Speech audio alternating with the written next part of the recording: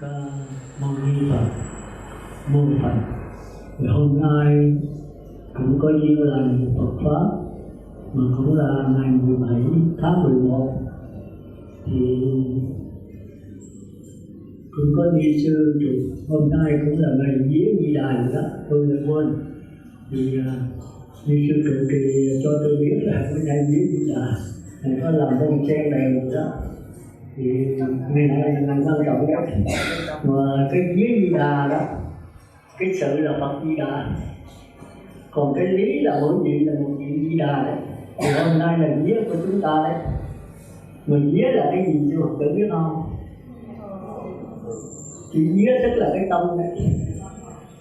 Cái tâm nó được nhất niệm thì mới gọi vía Di Đà. Hiện nay là vía của Phật tử đấy, tức là phải nhất niệm đấy.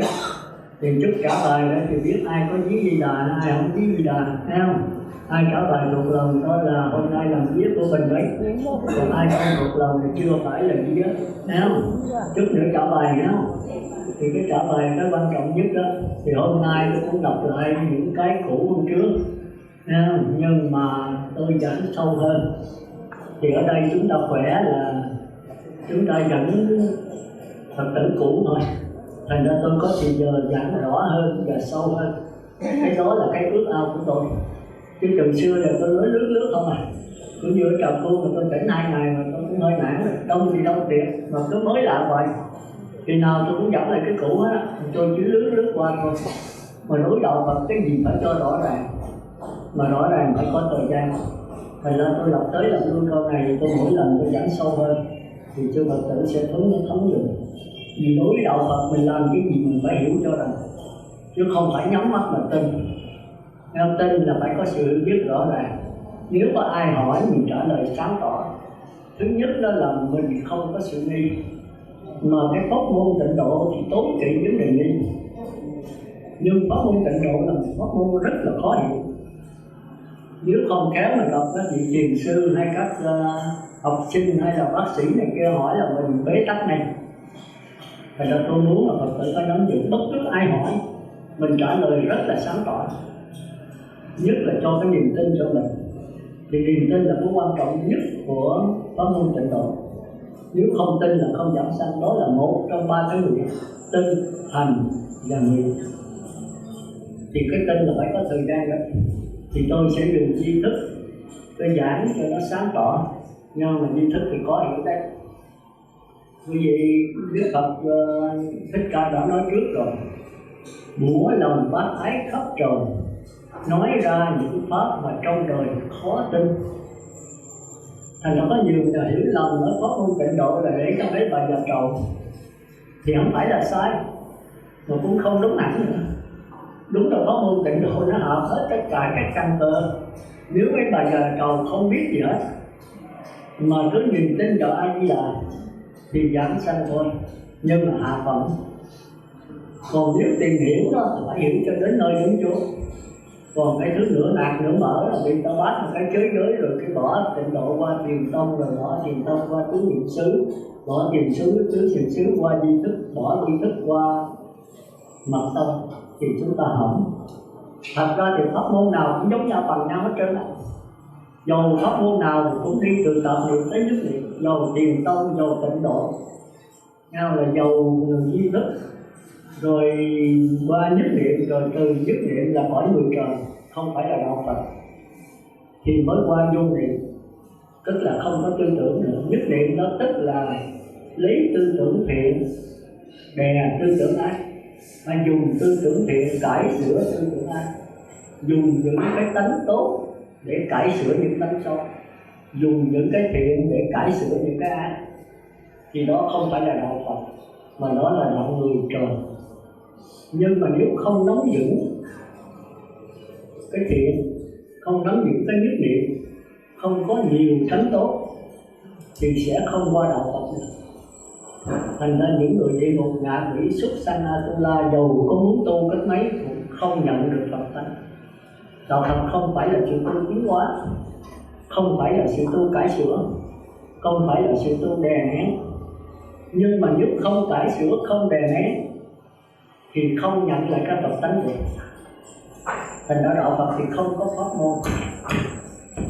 Thành ra chúng ta chia ra nhiều pháp môn, thật ra pháp môn nó không phải là đạo Phật. Dầu thiền tông, dầu tịnh độ, dầu thiền tông, dầu là tứ niệm xứ, dầu là minh sát tệ, dầu là di thức tông, đều là cái pháp môn của người trời thôi.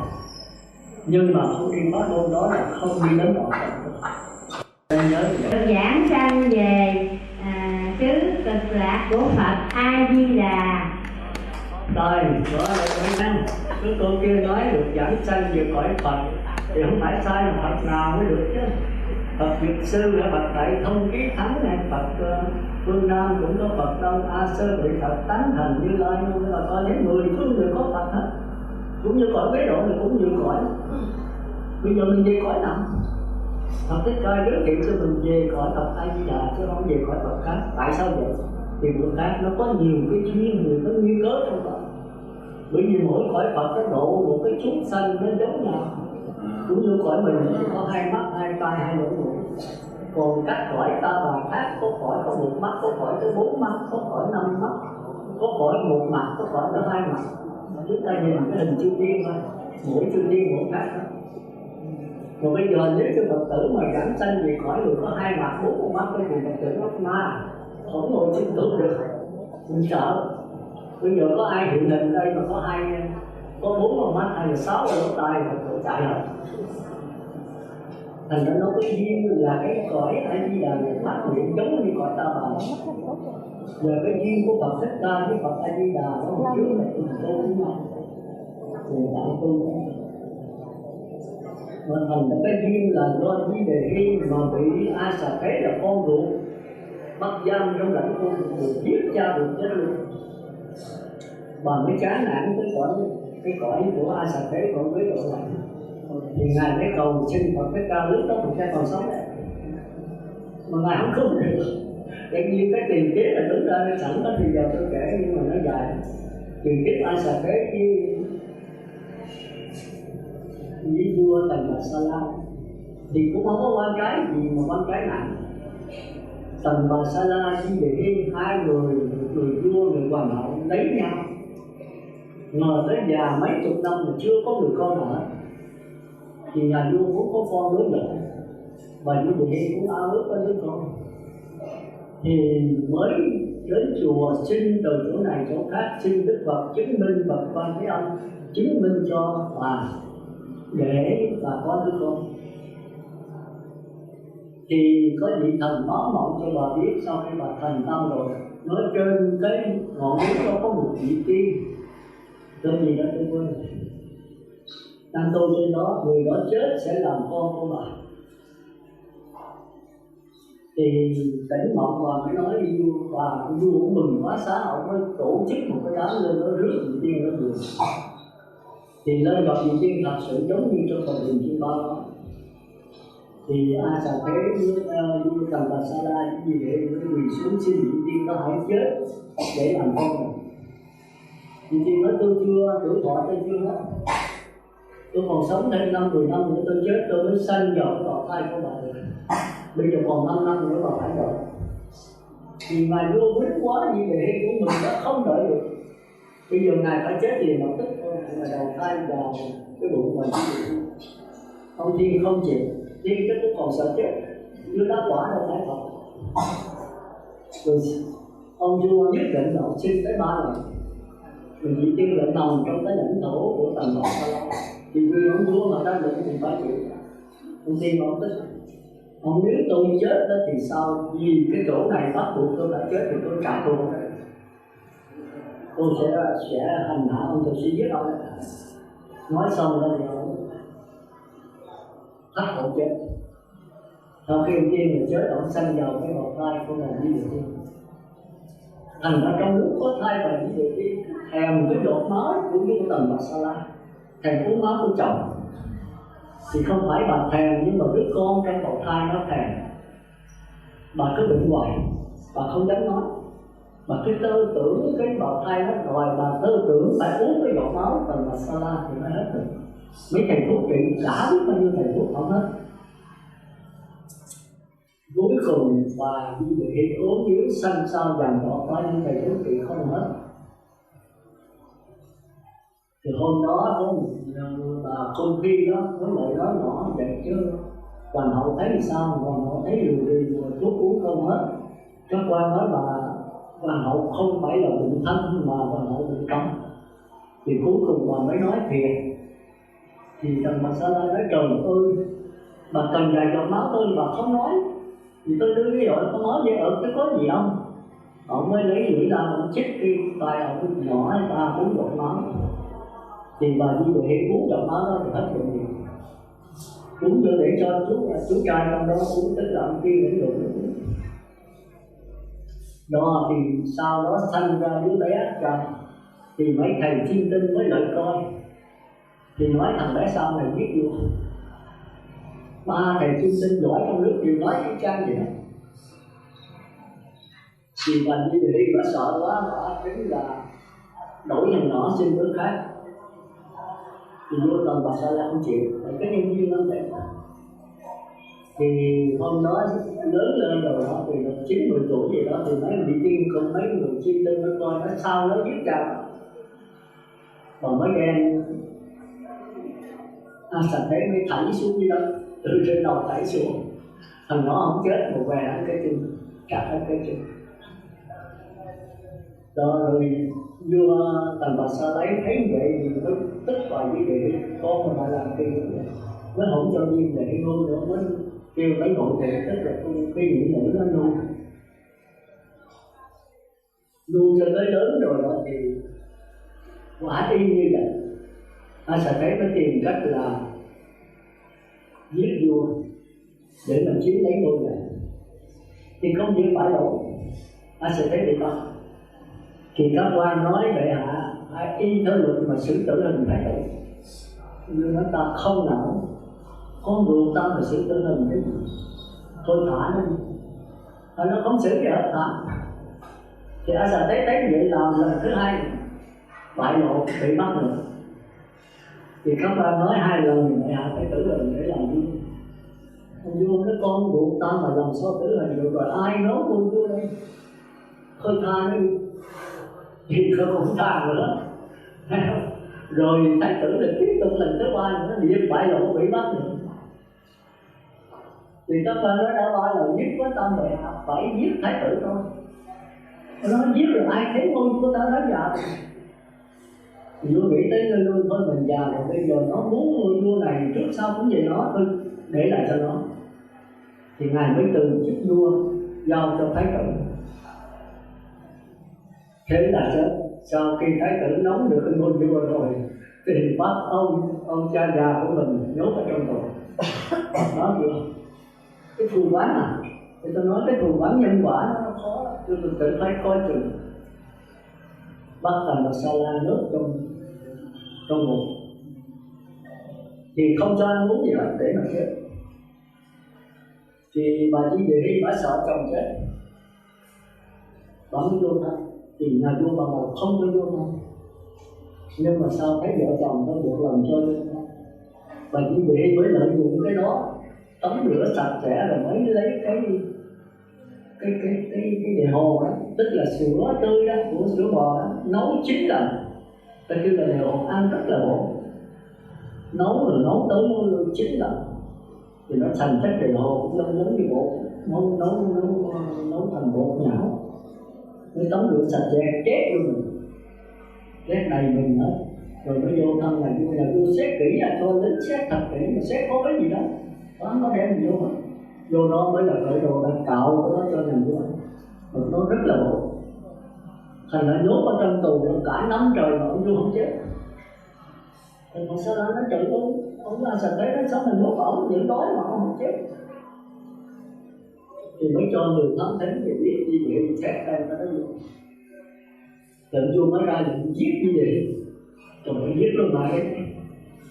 Thì mấy quan trọng thân mới cán nói hồi xưa rồi đó, thấy con giết cha thì có, mà xưa chứ con nào giết mẹ. Nếu bệ hạ giết tôi xin từ chức hết. 10 mấy ông quan tới từ treo ấn từ quan không làm quan nữa. Mấy quan là mấy quan giỏi rồi. thì ai sẽ thấy nát thôi các bạn làm chiếc cũ đi, ta không giết đâu, ta giam vô lãnh cung, tức là đem người này nhốt vô trong cái cung lạnh lẽo. Chúng ta thấy là cái vỏ báo nó ghi vốn rồi nhốt vô cung lạnh lẽo rồi cái ông ai sẽ thấy có vợ thì bà vợ mới sanh được đứa con trai rồi hoàn hậu. Thì bây giờ ông cảm thấy sao cái tình thương mà đối với đứa con mình nó lai lắm. Ông nghe nó sanh hoàn hậu, ông chạy vô, ông gặp đứa con rồi ông hôn hết rồi, ông thấy đứa bé tháo tỉnh quá đẹp trai lắm, ông ôm lên ôm hết cũng mừng quá. Thì ông nhớ tới ông già mình thương con vậy thì nói là Cần Masala chắc thương mình cũng vậy. Trời ơi sao đó mình có con mình cũng thấy cái tình thương nó lai láng vậy. Bây giờ đứa con đầu lòng thấy tình thương nó lai láng. Thì chúng ta nên nhớ rằng cha thương con tình lai láng, cha mẹ thương con tình thương lai láng, tình thương bao la như điểm Thái Bình. Còn con mà thương cha mẹ là tính thái tính là cha mẹ, con mà giúp cha mẹ cái một thôi. Còn cha mẹ mà giúp con rất là khó, rất là khó. Chúng ta đừng nhớ hồi Thái tử Chi Đạt Tao mà giúp Tịnh Bạn mà đi tu rất là dễ. Nhưng mà sau này có La Hầu La rồi mà phải giúp là khó khăn. Thành cái tình thương nước mắt luôn luôn nó chảy xuôi, nó không chảy ngược được. Thành ra con mà từ cha mẹ dễ dàng. Thành mấy đứa con mà đi xuất gia thì thường nó tương đối dễ, mà cha mẹ cho con đi xuất gia rất là khó. Nhất là người mẹ. Vì sao? Vì đó là máu của mình. Người cha thì đỡ chứ. Còn người mẹ phải ấm con từ lúc lọt lòng cho bú món. 9 tháng cùng mang 3 năm bồng ẩm, biết bao nhiêu khổ sở. Người cha thì ít hơn. Thành ra giữa tình mẹ với con rất là lai láng. Mà đứa con hư hay lên, tất cả đều do người mẹ. Chúng ta thấy Thánh Gandhi Mạnh Mẫu là bậc thánh là do mẹ không? Mạnh Mẫu mà Sanh Tử mà sở dĩ lên thánh là do bà Mạnh Mẫu. 3 lần dám về nhà, tao nói về nhà là cái nhà, rồi mãi dám về con. Một lần mình dẫn đứa con rồi ở ngay cái chợ đậu mà buôn bán kiếm lợi, thì đứa con về nó chửi thề ở chợ mà mở miệng là chửi thề nó nói chuyện. Chúng ta thấy bây giờ cái đứa bé mà chợ đó mở miệng chửi thề nó chợ nó đâu chết rồi. Con này nó chợ bị thành buôn côn, nó mới không bán đồ, bán nhà nó đuổi vô nghĩa địa, nghĩa trang là chỗ đó chôn người chết đó. Nhỏ thấy vậy nó mới làm đó ma làm hồn, tối ngày nó khóc hoài. Và nó chết cha để mà nó khóc hoài, làm sao là ăn gì được. Nó cứ bị ai nó thấy người ta đón ma nó khóc rồi nó cũng khóc. Bọn nó bán nhà, nó đem đi ở gần trường học. Thằng nhỏ về mới tiên học lễ học một gian giống như chân Phật tử đi tiên thì lễ mãi sau phải chạy kinh tính pháp. Mà kỳ này tôi thấy tôi khen lễ rất điều, tất cả cũng tập vậy đó. Ở đây phải tập trước, cứ có lễ tới lễ mà lễ theo Minh Đăng Hoa thì rất là giản dị, rất là đẹp đẽ. Lễ rất điều, đánh cái chuông cái con một cái rồi thì mình lễ xuống, rồi cái cục cái nước đó. Nó được một cái bon cái nữa thì để xuống cái cục thì mình biết đó. Có vậy thôi. Nó điều phải mình cái bon là xuống rồi đợi thì nó có cái cục mình mới rút lên thì nó điều hết thật là đẹp. Còn xá ba xá thì không có cái cục bon rồi sóc. Mà chúng ta phải biết ý nghĩa của cái lễ đó. Coi cái nghĩa lễ giáo của bên Đăng Hoa mình biết rất là này chấp tay như vậy đó là không phải chấp, không để xuống, không để người mà 45 độ, cái nó 45 độ, nó coi nó đẹp. Cái tay nó được vươn ra, nó coi dữ tợn, nó xếp sát tay trong mình. Rồi xá cũng vậy, cái xá trước thì cạn, cái xá thứ nhiều thì sâu một chút, xá thứ cuối cùng thật sâu. Thì đây là 5 giới, đây là 5 hạnh. Chúng ta phải hiểu. Cái giới thì dễ giữ, mà cái hạnh thì khó giữ. Cái giới đó là sát sanh, trộm cắp, tà dâm, nói dối, uống rượu. Còn cái hạnh là không ngồi ghế cao nằm từ động chiếu lớn xinh đẹp, không nghe xem hát múa đờn kèn, không trang điểm phấn son, không ăn sái giờ, không điểm tiền mặt. Thì cái này rất là khó buộc. Đây là cho người xuất gia đấy. Còn chưa Phật tử có 5 giới thôi. 5 giới người xuất gia thêm 5 cái hạnh. Còn nếu người Phật tử mà giữ được 5 cái hạnh này thì càng tốt. Thành ra cái hạnh rất khó gì. Tại sao vậy? Nếu tôi phạm hạnh thì không phải làm gì tôi được hết. Còn tôi phạm giới là tôi phải tội, người ta sẽ giết tôi chết. Tôi giết người sát sanh, người ta giết lại cả tội, người ta đi thưa tới quyền của ở tù. Tôi trộm cắp lấy của không cho thì người ta đi thưa của ở tù, cái đánh mình cũng chết luôn. Rồi mình lan trả chứ còn có người khác, vợ có người khác thì cũng bị người ta đánh đập chết. Còn mình nói dối thì người ta sẽ thưa mình ở tù, hoặc là không ai chơi với mình sống với ai. Còn mình sai xưa về gặp vợ con phá làng xóm này cũng bị người ta đập chết. Còn năm cái hạnh sau là không ai can thiệp vô được hết. Tôi ngồi ghế cao nằm đường rộng chiếu lớn xinh đẹp, tôi lên cái ghế bằng vàng tôi ngồi, hoặc là tôi nằm cái nệm nước này con đã rồi tôi trải con trải chiếu hình tụ con phụ con rồng mình đó thì không ai làm cái gì được hết. Tôi ngồi cái ghế xếp đủ tôi cà lắc vậy, tôi hút thuốc thì cũng không ai làm gì. Nhưng mà hạng người tu không xứng đáng, không đủ tư cách là người tu. Người nam giới như cư sĩ, con người ta còn không làm. Thành ra cái này không có đủ chạm ai, không nghe xem hát múa đời kèm. Bây giờ tôi ngồi tôi xem truyền hình tôi coi đá banh quốc tế ai làm gì tốt. Nhưng mà người tu cái hạnh gì đâu có xứng đáng. Thì chúng ta hiểu là cái hạnh rất là khó hiểu. Đó là cái tư cách của quay đi theo cái tế hạnh của người tu. Người tu xứng đáng hay không là do thế này. Thành ra chưa Phật tử mới thấy là xuất gia nó cảm đến việc khó khăn, phải có một cái tư cách. Như tôi giờ ra ngồi chuyện ăn mà thịt cá ăn hút tiếng mạnh rồi tôi ngồi cái chuyện ăn coi không thích. Người xuất gia như tôi là không phải dùng cái chuyện này, chỉ đi xe ăn chai trường. Mình đúng ra là phải ngồi trên đất, chứ không được ăn chén bát, không được từ ngồi trên ghế. Chúng ta thấy Đức Phật từ xưa ta ăn như các bác. Chúng ta phải hiểu là hạnh nó rất là đẹp, rất là đẹp. Nó có một tư cách của một người tu chỉnh đề quan nghi, chậm rãi khoan thai. Thì vậy mới đi tới cái đạo quả được, mới là tỉnh thức trong mỗi lúc được. Chúng ta phải hiểu cho nó. Bây giờ chúng ta trở lại. Thành ra sau khi mà ta sẽ thấy mà như vậy rồi đó thì thấy là mình rất là thương con. Thì bây giờ mới chạy đi kiếm bà mẹ vô trong một tù lãnh cung, nó mới chạy kiếm bà Di Đề, mới lại như bà xin: mẹ ơi mẹ, sao con thấy con thương con của con quá. Như vậy thì Tần Ba Sa La hồi trước có con chắc cũng thương con lắm. Con không hiểu cái đó, bây giờ con có con mới hiểu lòng cha mẹ. Ta nói khi nào có con mới hiểu lòng cha mẹ là chỗ đó. Thì bà Di Đề mới kể lại câu chuyện mà lúc ai sẽ thấy nổi cái mục mà chúng ta nói bà Tâu vậy đó. Một nhỏ mà nặng cái nó phình lên, nó có mũi, có đó nhất vô cùng tôi cũng bị hết lần. Mà cái đó không khéo là nó mất cái móng này, mất hết một cái đống xương, nó nhức vô cùng. Nó nổi một nhỏ xíu mà mình không biết mình nặng nó, mình phải rồi nó phù lên cái nó có mũi. Hồi xưa cái đó thì trong y trị cũng hay, mà cái y trị cũng được. Nó lấy cái bao tử ruột gì đó để thuốc ở đó rồi thuốc vô cột lại. Thấy bây giờ ít ai nghĩ cái đó, chưa bị cái đó nhiều. Thì nó nứt quá. Ông vua không biết sao mới lấy cái tay của đứa con mình để trong cái miệng nằm. Nó nhờ cái nước miếng, nhờ cái ấm đó thì con phải biết. Tới chừng đi vô chiều vua, ông đi ra cho bá quan hầu. Thì mình nhập kiều, nhập trà chầu. Thì ông muốn đem ra thì tội nghiệp cho đứa con, ẩm đứa con lại trên đó như hầu chầu đó, cho bá quan lại để một kia mà lẫn động cái mục ghẻ của đứa con. Cho đến nỗi mà nó bể cái mục đó rồi, ông tính lấy ra bị máu mũ tùm lum hết, ông nằm luôn và rút luôn cái máu mũ rồi. Thì chúng ta phải đau đớn được Tần Ba Sa La đối với đứa con vậy.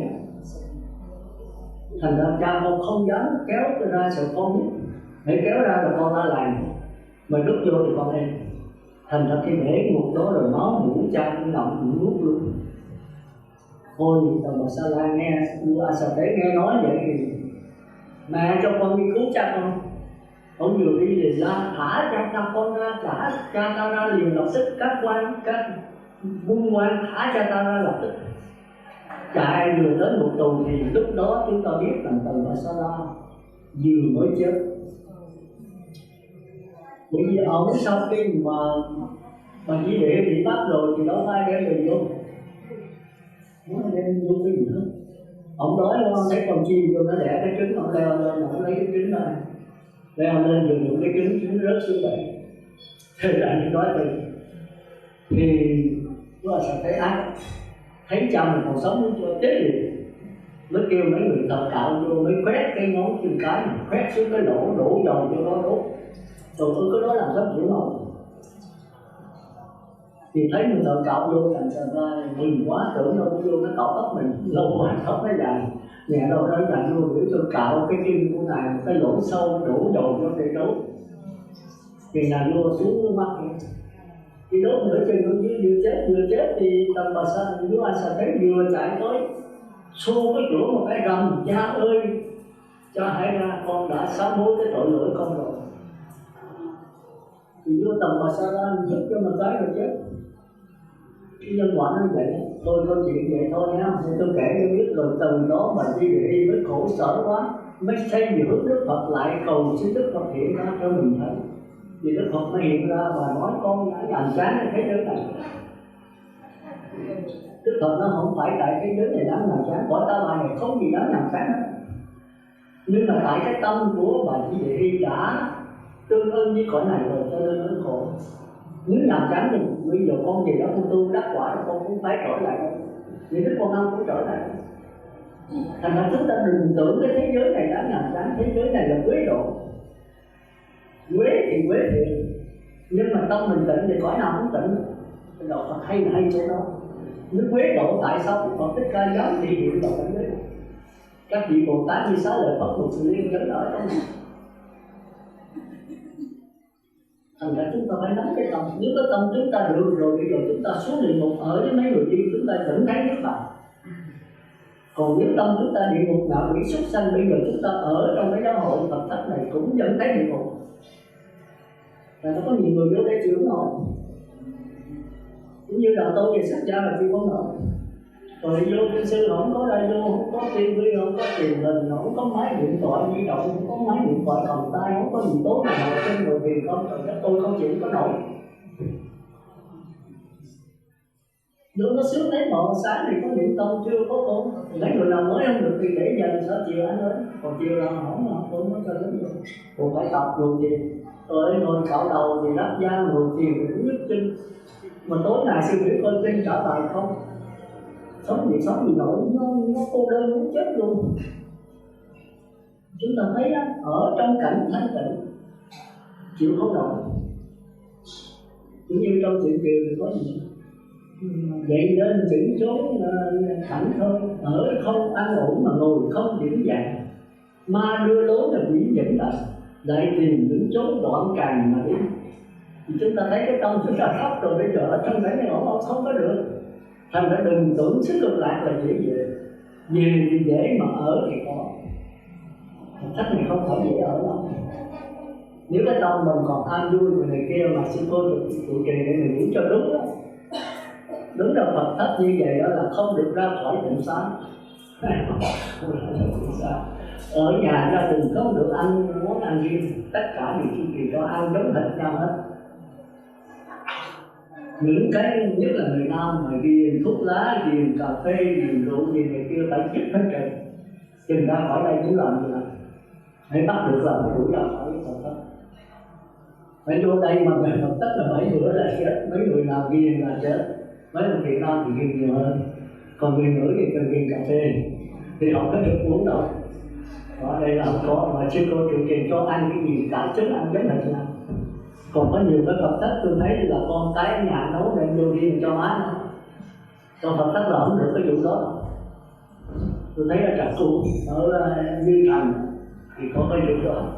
Rồi là Phật tử mình sẽ nội chân này, con cái đem rồi vô cho ăn riêng, nó má con ăn cực quá. Tôi nói cực thì ở nhà. Đã vô Phật thất là con sợ cực. Cực cần chết sao? Ở 7 bữa vậy rồi chết sao? Chết thì mấy người trong Phật thất là chết hết sao? Mình thấy nghĩ cái chỗ đó. Người tu đến tịnh xá đến đó là vì giáo lý chứ không phải vì ăn uống. Không phải vì ăn uống mà vì pháp lý. Pháp sẽ đem đến cái sống trường sinh bất tử cho mình. Còn ăn uống thì trước sau mình lo cho chắc ăn này lắm, nó cũng phải chết thôi. Không chết trẻ thì phải chết già. Còn khi hiểu được cái bất tử rồi, cái niết bàn rồi thì sống mãi, sống bằng cái lặng lẽ không hình tướng. Rồi mình muốn thể hiện hình tướng nào thì thể hiện. Thành ra chúng ta vô Phật thất này không phải vì ăn uống. Sư cô đây thì tôi thấy dễ đó, dễ thiệt. Sư cô đây tôi vừa cởi mở quá. Có sư cô thì ở Thanh Quan, còn cô đó thì dự kỹ à. Tôi đi mấy lần tôi biết rồi, mấy lần tôi thấy Phật hỏi Phật tử trong đó thì thấy là ok lắm. Nên là không có liên lạc ngoài vô trong đó là không được đi đâu hết à. Là ăn cái gì thì có cho ăn cái đó thôi, chứ ngoài không được đem vô. Chỉ cái lượng nó đúng vậy. Còn sư cô đây thì dễ dàng, ăn muốn làm gì làm. Nó khó à, thì nó có nhân quả hết. Mà đúng ra là cái Phật thất như vậy, mấy người đến nghe Pháp về thì khác. Còn mấy người ở đây luôn, ngày đêm luôn thì khác. Mấy người đó phải ở trong cái luật này để dứt đi sự ăn mặc ở biển, dứt đi sự ăn mặc ở mình, phải sống theo đại chúng, không còn riêng cái gì hết. Nó thì sư tử nó nhớ rồi. Thành ra bây giờ trở lại là cái đầu tiên của chúng ta, tôi nên giảng kỹ đó là mục đích của pháp môn tịnh độ này là cầu giải sanh về cõi Phật A Di Đà. Nhất định có cái đó. Còn nếu mà mục đích niệm Phật để cầu giàu sang quan quyền vua chúa tai qua nạn khỏi thì trật lắm. Đây là niệm Phật để sanh về cõi trời, không phải là pháp môn tịnh độ của Phật Thích Ca giới thiệu cái gì về. Nhưng mà tại sao mình về cõi Phật A Di Đà? Vì tất cả các tịnh độ của chư Phật đều là chuyển biến sát na. Còn tất cả cõi quế độ là chuyển biến chu kỳ. Chẳng hạn như cõi chúng ta bây giờ, cõi này không phải của Phật Thích Ca, mà của mấy ông bà, của tôi, của những tư tưởng thiện và tư tưởng ác đã tạo nên nó bằng tư tưởng. Mà tư tưởng thì quế, thì dơ. Còn tịnh độ là sạch. Tôi lấy một cái ví dụ cho Phật tử hiểu được. Bây giờ chúng ta nhìn xuống biển hay là sông, thì chúng ta thấy ở biển nó khi mà có gió bắc phong, tức là dinh dục lợi hại thịnh si khen chê, thì bắt đầu có sóng. Sóng này sẽ làm cho cái dòng nước biển nổi lên sóng. Tôi hỏi chư Phật tử, sống với cái dòng nước là một hay là khác? Sống với dòng nước là một hay là khác? Khi có gió bắc phong tham sân si đó, nghĩa là bạn gây ác kiến cho có gió dinh dục lại thịnh si đó, thì đó là gió bắc phong. Cái gió là tham sân si đó, nó làm cho cái dòng nước biển nổi sóng lên. Còn nếu không có gió bắc phong đó thì cái sóng không có, thì nó trở lại cái dòng nước biển trôi chảy mà không có tướng. Thì có tướng kêu là sóng, mà không có tướng kêu là dòng nước. Hiểu kịp không? Hiểu kịp không? Thì ở đây cái hình tướng của mấy bà đó là sóng, còn cái linh hồn của mấy bà đó là dòng nước. Như vậy tôi hỏi chứ cái sóng này với cái dòng nước biển, cái sóng biển với dòng nước biển là một hay là khác? Một hay là khác? Ai trả lời cho tôi là tôi chia chỉ à. Ở đây là đạo tội cũng đâu à. Ai trả lời đúng.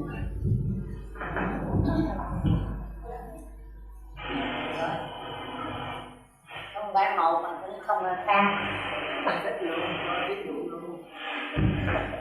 Tại sao không phải một mà không phải khác? Trời đồng họ trời lắm. Vì sao không phải một, vì sao không phải khác?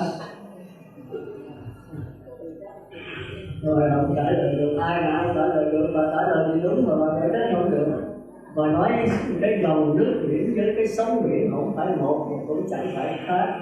Nhưng mà tôi hỏi tại sao không phải một, không phải khác? Giải thích và cho ví dụ. Để rồi cái mình trả lời tôi hỏi tới mình làm sao? Thì là chưa thực sự nó xuống dồn cái dòng sông nhé. Thấy dòng sông nó chảy lờ thì đó là cái dòng sông linh hồn của mình đó. Ai lại đi học mình đó, thần thức mình đó.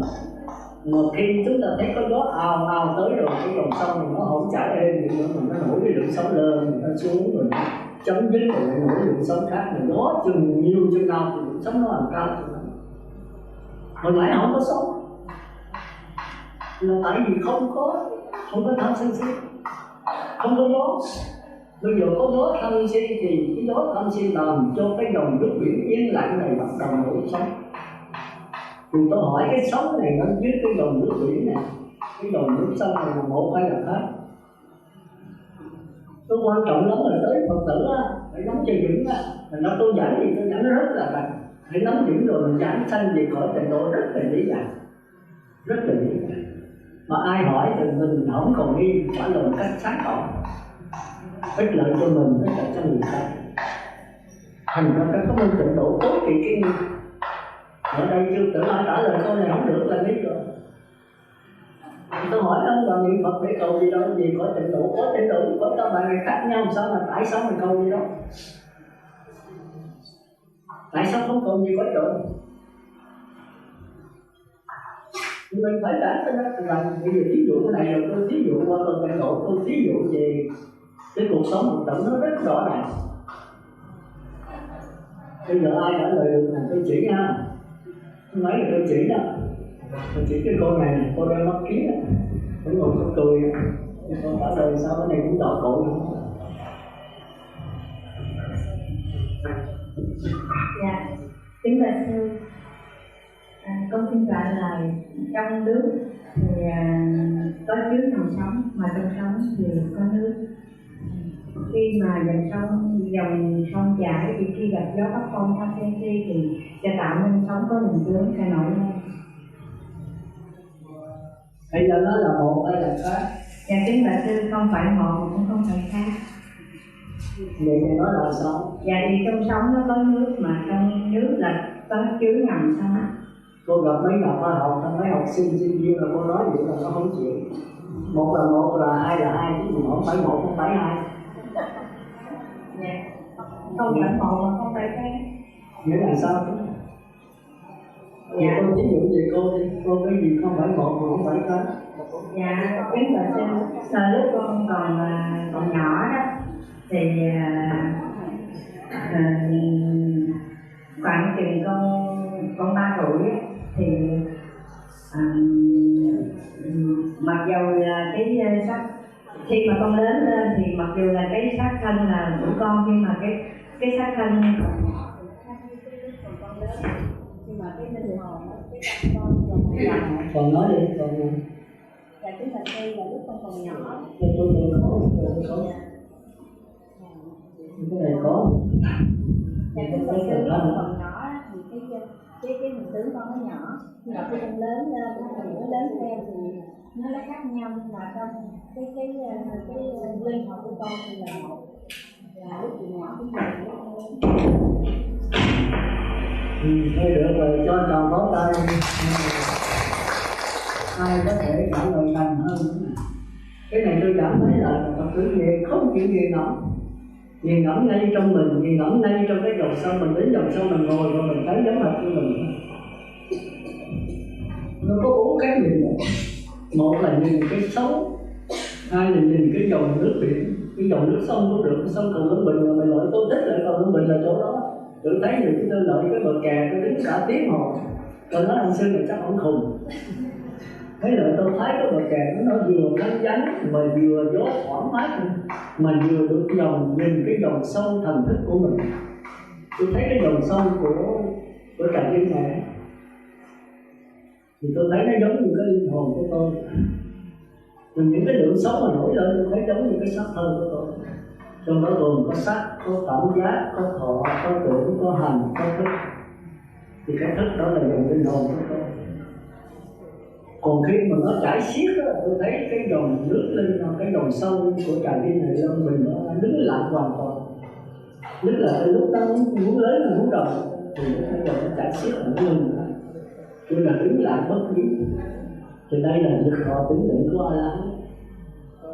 Còn cái dòng nước linh hồn đang trôi chảy đó là nhập lương nhất dẫn lai bất lai. Còn có gió bát phong đó là tham sân si, thì có sống tốt, sống xấu, sống người ta, sống con trâu, sống con bò, sống con chó, sống cõi tròn. Thì nếu không kéo cái dòng nước linh hồn của tôi mà phát hiện với con trâu thì tôi thành con trâu. thì thời gian con trâu nó sống, nó thân, nó già, nó bệnh rồi nó chết thì cái con trâu này mất. Thì cái dòng nước linh hồn nó vẫn còn. Nhưng mà nếu con trâu này nó hiền, nó có tu, nó là cái nghiệp người, thì cái tham sân si của nghiệp người bắt đầu khởi lên cái dòng sống người ta. Nhưng mà cũng linh hồn, cũng là linh hồn cũ. Hồi nãy linh hồn con trâu, bây giờ linh hồn người ta. Cái sắc thân người ta, sắc thân con trâu là hai cái sắc thân khác nhau, nhưng mà cũng cùng một linh hồn. Thì Phật tử ta hiểu cho nó. Thành ra nếu mà nhìn bằng cái sống, tức là sắc thọ tưởng hành thức, nhìn bằng sắc thân, cảm giác của mình sẽ phân biệt lợi hại dính nhục, thì đó là nhìn bằng cái giới mới độ. Còn chúng ta nhìn bằng cái lượng sống, cái dòng nước, thì tất cả cái này đều phát hiện từ dòng nước. Dầu là sắc thân, dầu là cảm giác, dầu là tư tưởng, đều là dòng nước để làm bình đẳng, không có hơn thua gì hết. Nó có sự chuyển biến là chu kỳ, khôn ngoan hay là ngu si không? Nhưng mà người khôn tham sân si, người thiện là có lòng từ bi biết thương người ăn chay, đều là dòng nước linh hồn hết. Nếu đứng về dòng nước linh hồn thì nó là một, còn đứng về cái tác dụng đó thì nó là gì? Nhưng mà tất cả tác dụng này đều phát hiện từ cái thức của dòng nước linh hồn. Như vậy đứng về dòng nước linh hồn thì con trâu, con bò, con chó, người ta đều là linh hồn hết. Nhưng mà đứng về cái tác dụng thì con trâu, con bò nó ngu hơn người ta. Người ta khôn hơn trâu bò, nhưng người ta lại ngu hơn các cõi trời. Nhưng mà cõi trời, cõi người hay trâu bò đều là một cái linh hồn như nhau. Thành ra đứng về phương diện linh hồn thì tất cả đều là linh hồn.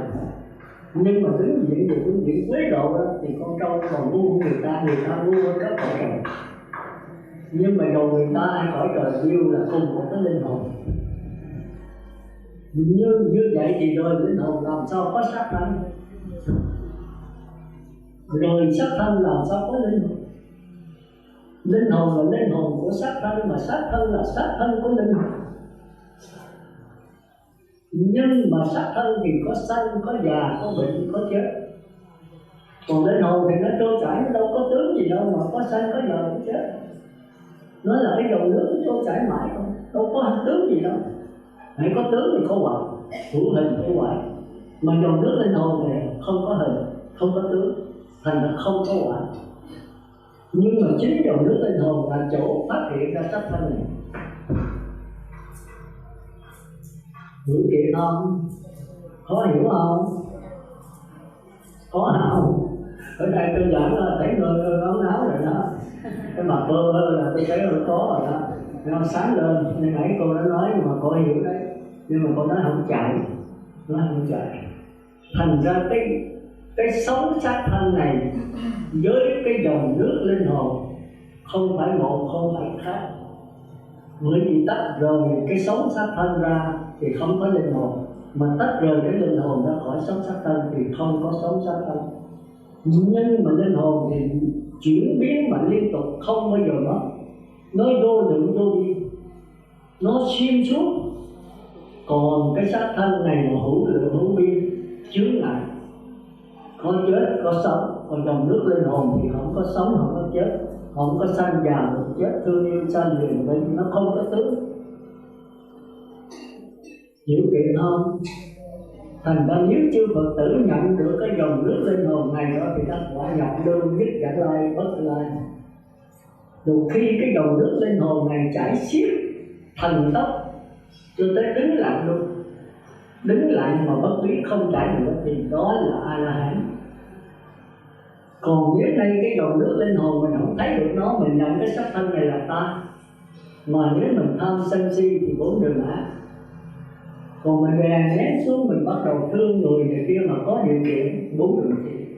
Mình biết ăn chay giữ giới, 5 giới, 8 giới, 10 giới, mình sanh về cái sống thiện. Mà sống ác thì là cái xiềng sắt, xiềng cây, sống thiện là cái xiềng vàng, xiềng kim cương dẫn trói khổ khó. Chỉ khi nào trở về dòng nước linh hồn thì cái luân hồi sanh tử mới chấm dứt thôi. Thì chư Phật tử hỏi bây giờ con từ cái sống ác con trở về sống thiện thì sư chỉ con cách tôi chỉ được, tôi sẽ làm thầy tôi chỉ. Thì chư Phật tử phải giữ năm giới, nó phải niệm Phật đến từ 1 tới 10 niệm Phật, khỏi đến khỏi niệm Phật chìm đắm trạng thái ra khỏi trạng thái chìm đắm. Rồi phải quán xét cuộc đời này khi mà được niệm Phật từ 1 tới 10 niệm Phật khỏi đến thì còn ngu si lắm. Khỏi niệm Phật nữa kêu là định sanh nghĩ lại, bây giờ có cái thần thức trong sáng. Bây giờ nó quán xét cuộc đời này là vô thường, vô ngã và khổ đau. Nghĩa là tất cả cuộc đời này là do duyên hợp. Cái tịnh xá này, cái nhà giảng này là do sắt, xi măng, kèo, cột, do Phật tử, do sư cô, vân vân thì mới có cái nhà giảng này. Xác thân chúng ta là do đất nước lửa gió mới có xác thân này. Do tim, can, tỳ, phế thận, do mắt, tai, mũi, lưỡi ráp lại mới có. Mà đã ráp thì sao? Thì nó phải rã. Thì cái nhà này 50 năm, 100 năm rồi thì nó phải một. Cái xác thân này 100 tuổi, 70 tuổi rồi thì nó phải chết. Thì cái đó là cái lẽ dĩ nhiên. Cái gì có hội họp thì phải có duyên. Thành ra khi cha mẹ mình về ăn Tết, về cha mẹ, con cái, vợ chồng xung họp phải biết rằng trẻ duyên. Thành ra khi xung họp quá mừng thì kia đi quá buồn, quá đau khổ. Thành ra cái mừng làm cái trá hình của đau khổ, cái khổ làm cái đau khổ. Thành ra chúng ta sống luôn luôn với cái khổ. Mà nếu quá như vậy rồi, khi xung họp chúng ta đừng quá mừng, chúng ta biết sẽ có ngày chia ly. Và cái chia ly nó bất thường. Có khi cha mình chết, mẹ mình chết, chồng mình chết, 3-4 đứa con chết một lượt chung một ngày luôn, có không? Phải có thôi. Cái đó nó có thể xảy ra bất cứ lúc nào trong cái cuộc đời của đường này. Nói sư đừng có trù ảo. Đang cha mẹ, chồng, con xuống hộp vậy mà xíu nữa con quá kỳ cục gì. Con sợ cái đó thấy một. Sợ là khỏi không? Chắc chắn là không có được khỏi. Nhưng mà đùng một cái nó tới đúng như vậy thì sao? Thì viêm, thì bệnh thành tích. Bởi vì mình không có chuẩn bị trước. Còn như mình chuẩn bị trước thì bây giờ khi nó đến là sao? Buồn 5 phút thôi. Bởi vì tôi biết rồi cha mẹ tôi, con cái, vợ chồng tôi có thể chết một ngày. Tôi đã từng suy nghĩ lại rồi. Bây giờ nó xảy ra đúng như vậy. Tôi đã biết trước rồi đúng như vậy thì tôi buồn 5 phút thôi. Chứ tôi không đến nỗi yên rồi. Cuộc sống này nhiều đau khổ. Thành ra nếu mình nhận cuộc sống này là có thật thì đau khổ chắc chồng không bao giờ hết được. Chỉ khi nào mình thấy cái cuộc sống xác thân này, cuộc đời này, nhận thấy được cái dòng nước linh hồn ngay trong đó thì cái đau khổ tâm nhiên.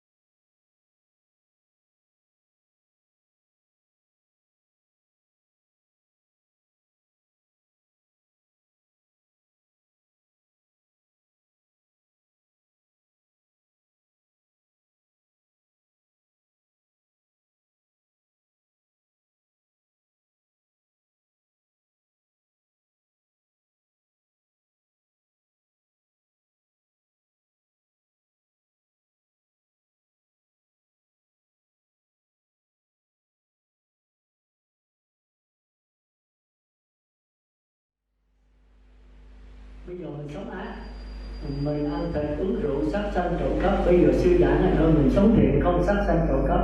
Mình đổi cái xiềng sắt qua cái xiềng vàng. Hồi trước mình uống rượu cờ bạc thì về mình đánh đập vợ con nó sợ nó chết, nó chạy tán loạn hết rồi mình đập chén đập đồ hết. Có khi đánh vợ té tại đó chở đi nhà luôn. Thì tính gì ai lo? Mình phải ăn cái nước đó. Bế tắc cần phải bế tắc. Cái ga mình biến thành địa ngục trần gian. Bây giờ sư giảng mình nghe cái tai hại của cờ bạc, của uống rượu, của xì ke ma túy mình bỏ đi. Thì con người tỉnh táo là biết tính vợ con mình đâu phải là con thú. Mình đâu phải là người sát. Mình tỉnh thì hoàn toàn mình lo cho gia đình, thì gia đình được an vui hạnh phúc, vợ con cảm thấy ấm áp. Mình sáng suốt, mình sẽ quyết định cái cuộc sống này càng ngày càng giàu có, gia đình càng sung túc. Thì lập tức ngay lúc cõi giới là biến cái gia đình thành thiên đường trần gian. Địa ngục với thiên đường cách nhau có đường tơ kẻ tóc. Không cõi giới là địa ngục mà cõi giới là thiên đường. Ngay bây giờ là tại đây. Tôi rất thích cái đó, tôi thấy đạo Phật rất hay trong đó. Nhưng mà như vậy chấm dứt đầu thai chưa sinh, con giải thoát chưa?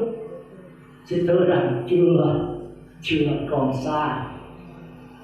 Muốn giải thoát là phải cao đầu vào chùa, theo sư cô, theo các sư. Nhưng mà sư chỉ con theo sư cô nào, tôi đầu hàng. Không có là tôi đầu hàng. Bây giờ kiếm về cho tôi rất khó. Tôi thấy bây giờ người nữ khổ rất nhiều, người nam cũng khổ phải hơn. Người nam sướng không?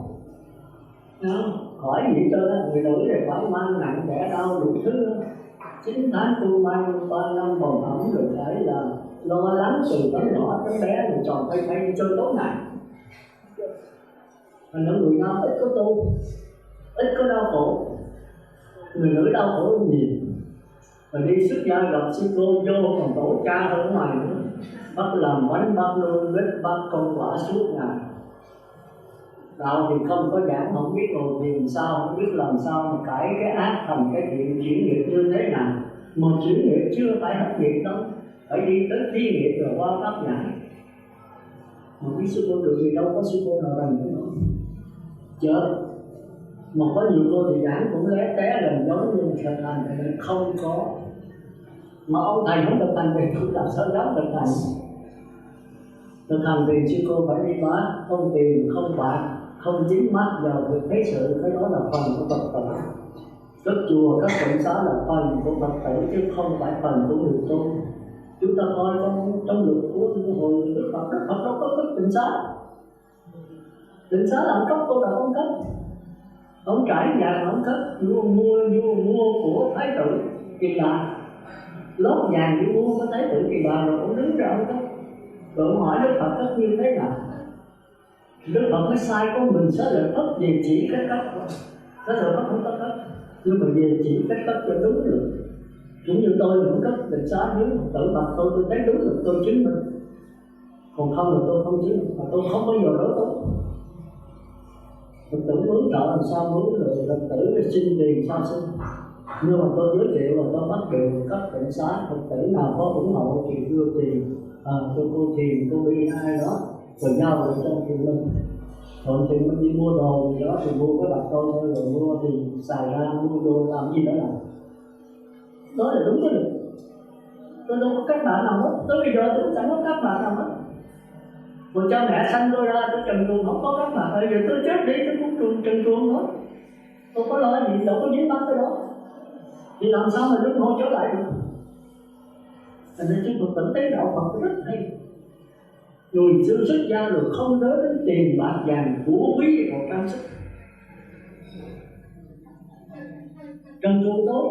Lúc sinh ra thì cũng không có biết giải cho mình thì chết đi, thành ra tôi ước ao mà tôi chết. Tôi phải nói với sư mình cho tôi một cái hố, hãy thay tôi xuống dưới đất là khỏi hòn, khỏi gì, khỏi cho giáo hội biết, khỏi cho Phật tử hay nữa. Tôi đến từ đất thì tôi trở về đất, tôi rất vui. Nước lửa gió thật xương ra tôi là đất thì trải về đất, nước mắt nước lửa mồ hôi tôi là nước trải về dưới nước, hơi thở tôi mượn không khí trải về không khí, sức nóng tôi là lửa trải về lửa hết. Làm chi mua cái hòn mấy triệu bạc rồi tổ chức rừng rang 2-3 ngày nó mới đi. Ông sư nào ông sư lấy, ông Phật tử nào Phật nước thờ ở trên bớ cờ hết, điều trị hết. Sao cái đám ma rồi người nào lấy nó bạc cũng một cái nữa là sung, người nào lấy khờ khảo tội nghiệp cho những người sống. Thì tôi dặn là nếu 8 tiếng được khỏi là 8 tiếng được. Tôi không lẽ tôi không biết đường đi. 8 tiếng là cho những người mà có đau chắc tôi cũng phải chịu, chứ tôi không đến nỗi sanh. Rồi sanh thì cái kệ đó, thì tôi mình còn sanh thì đáng chịu. Sở dĩ mà 8 tiếng là để cho những người còn sanh đụng tới cái dây thần kinh nó sanh. Mà những người mà không sanh thì có là nó có nhiều người mà họ hiếp sát hỏi tôi. Bạch sư con hiến xác rồi mà con sư nói rằng một trong đó tiếng về thần kinh chưa thức vẫn còn đâu mà có thể đỏ sức sống. Bây giờ con nên hiến xác không sư? Nhiều Phật tử hỏi đi con nói rằng con nói con đâu có hỏi cô hay là hỏi tôi. Cô hỏi tôi chứ sao lại con hỏi tôi? Cái đau không thành vấn đề mà cái sanh mới là vấn đề chứ. Bây giờ những người cô thương chẳng hạn mẹ cô tán cô và cô ta nổi tâm lòng mà cô vì kính mà cô thương mà cô đâu có thấy đâu. Đừng có kính cô thương mà thì đâu có đâu. Mà trái lại những người thù quát cô mà đụng cô cái nhẹ nhẹ là cô đã trội. Do cái tâm chứ không phải do cái hoàn cảnh bên ngoài. Nếu cô hiến xác mình cái sự đồng ý vui vẻ của cô thì nó vẫn có đâu đấy. Nhưng mà cô phát tâm hiến xác thì cô đâu có sanh. Sợ là sợ cái sanh, không phải sợ cái đó. Chúng Phật tử phải nhớ cho đó.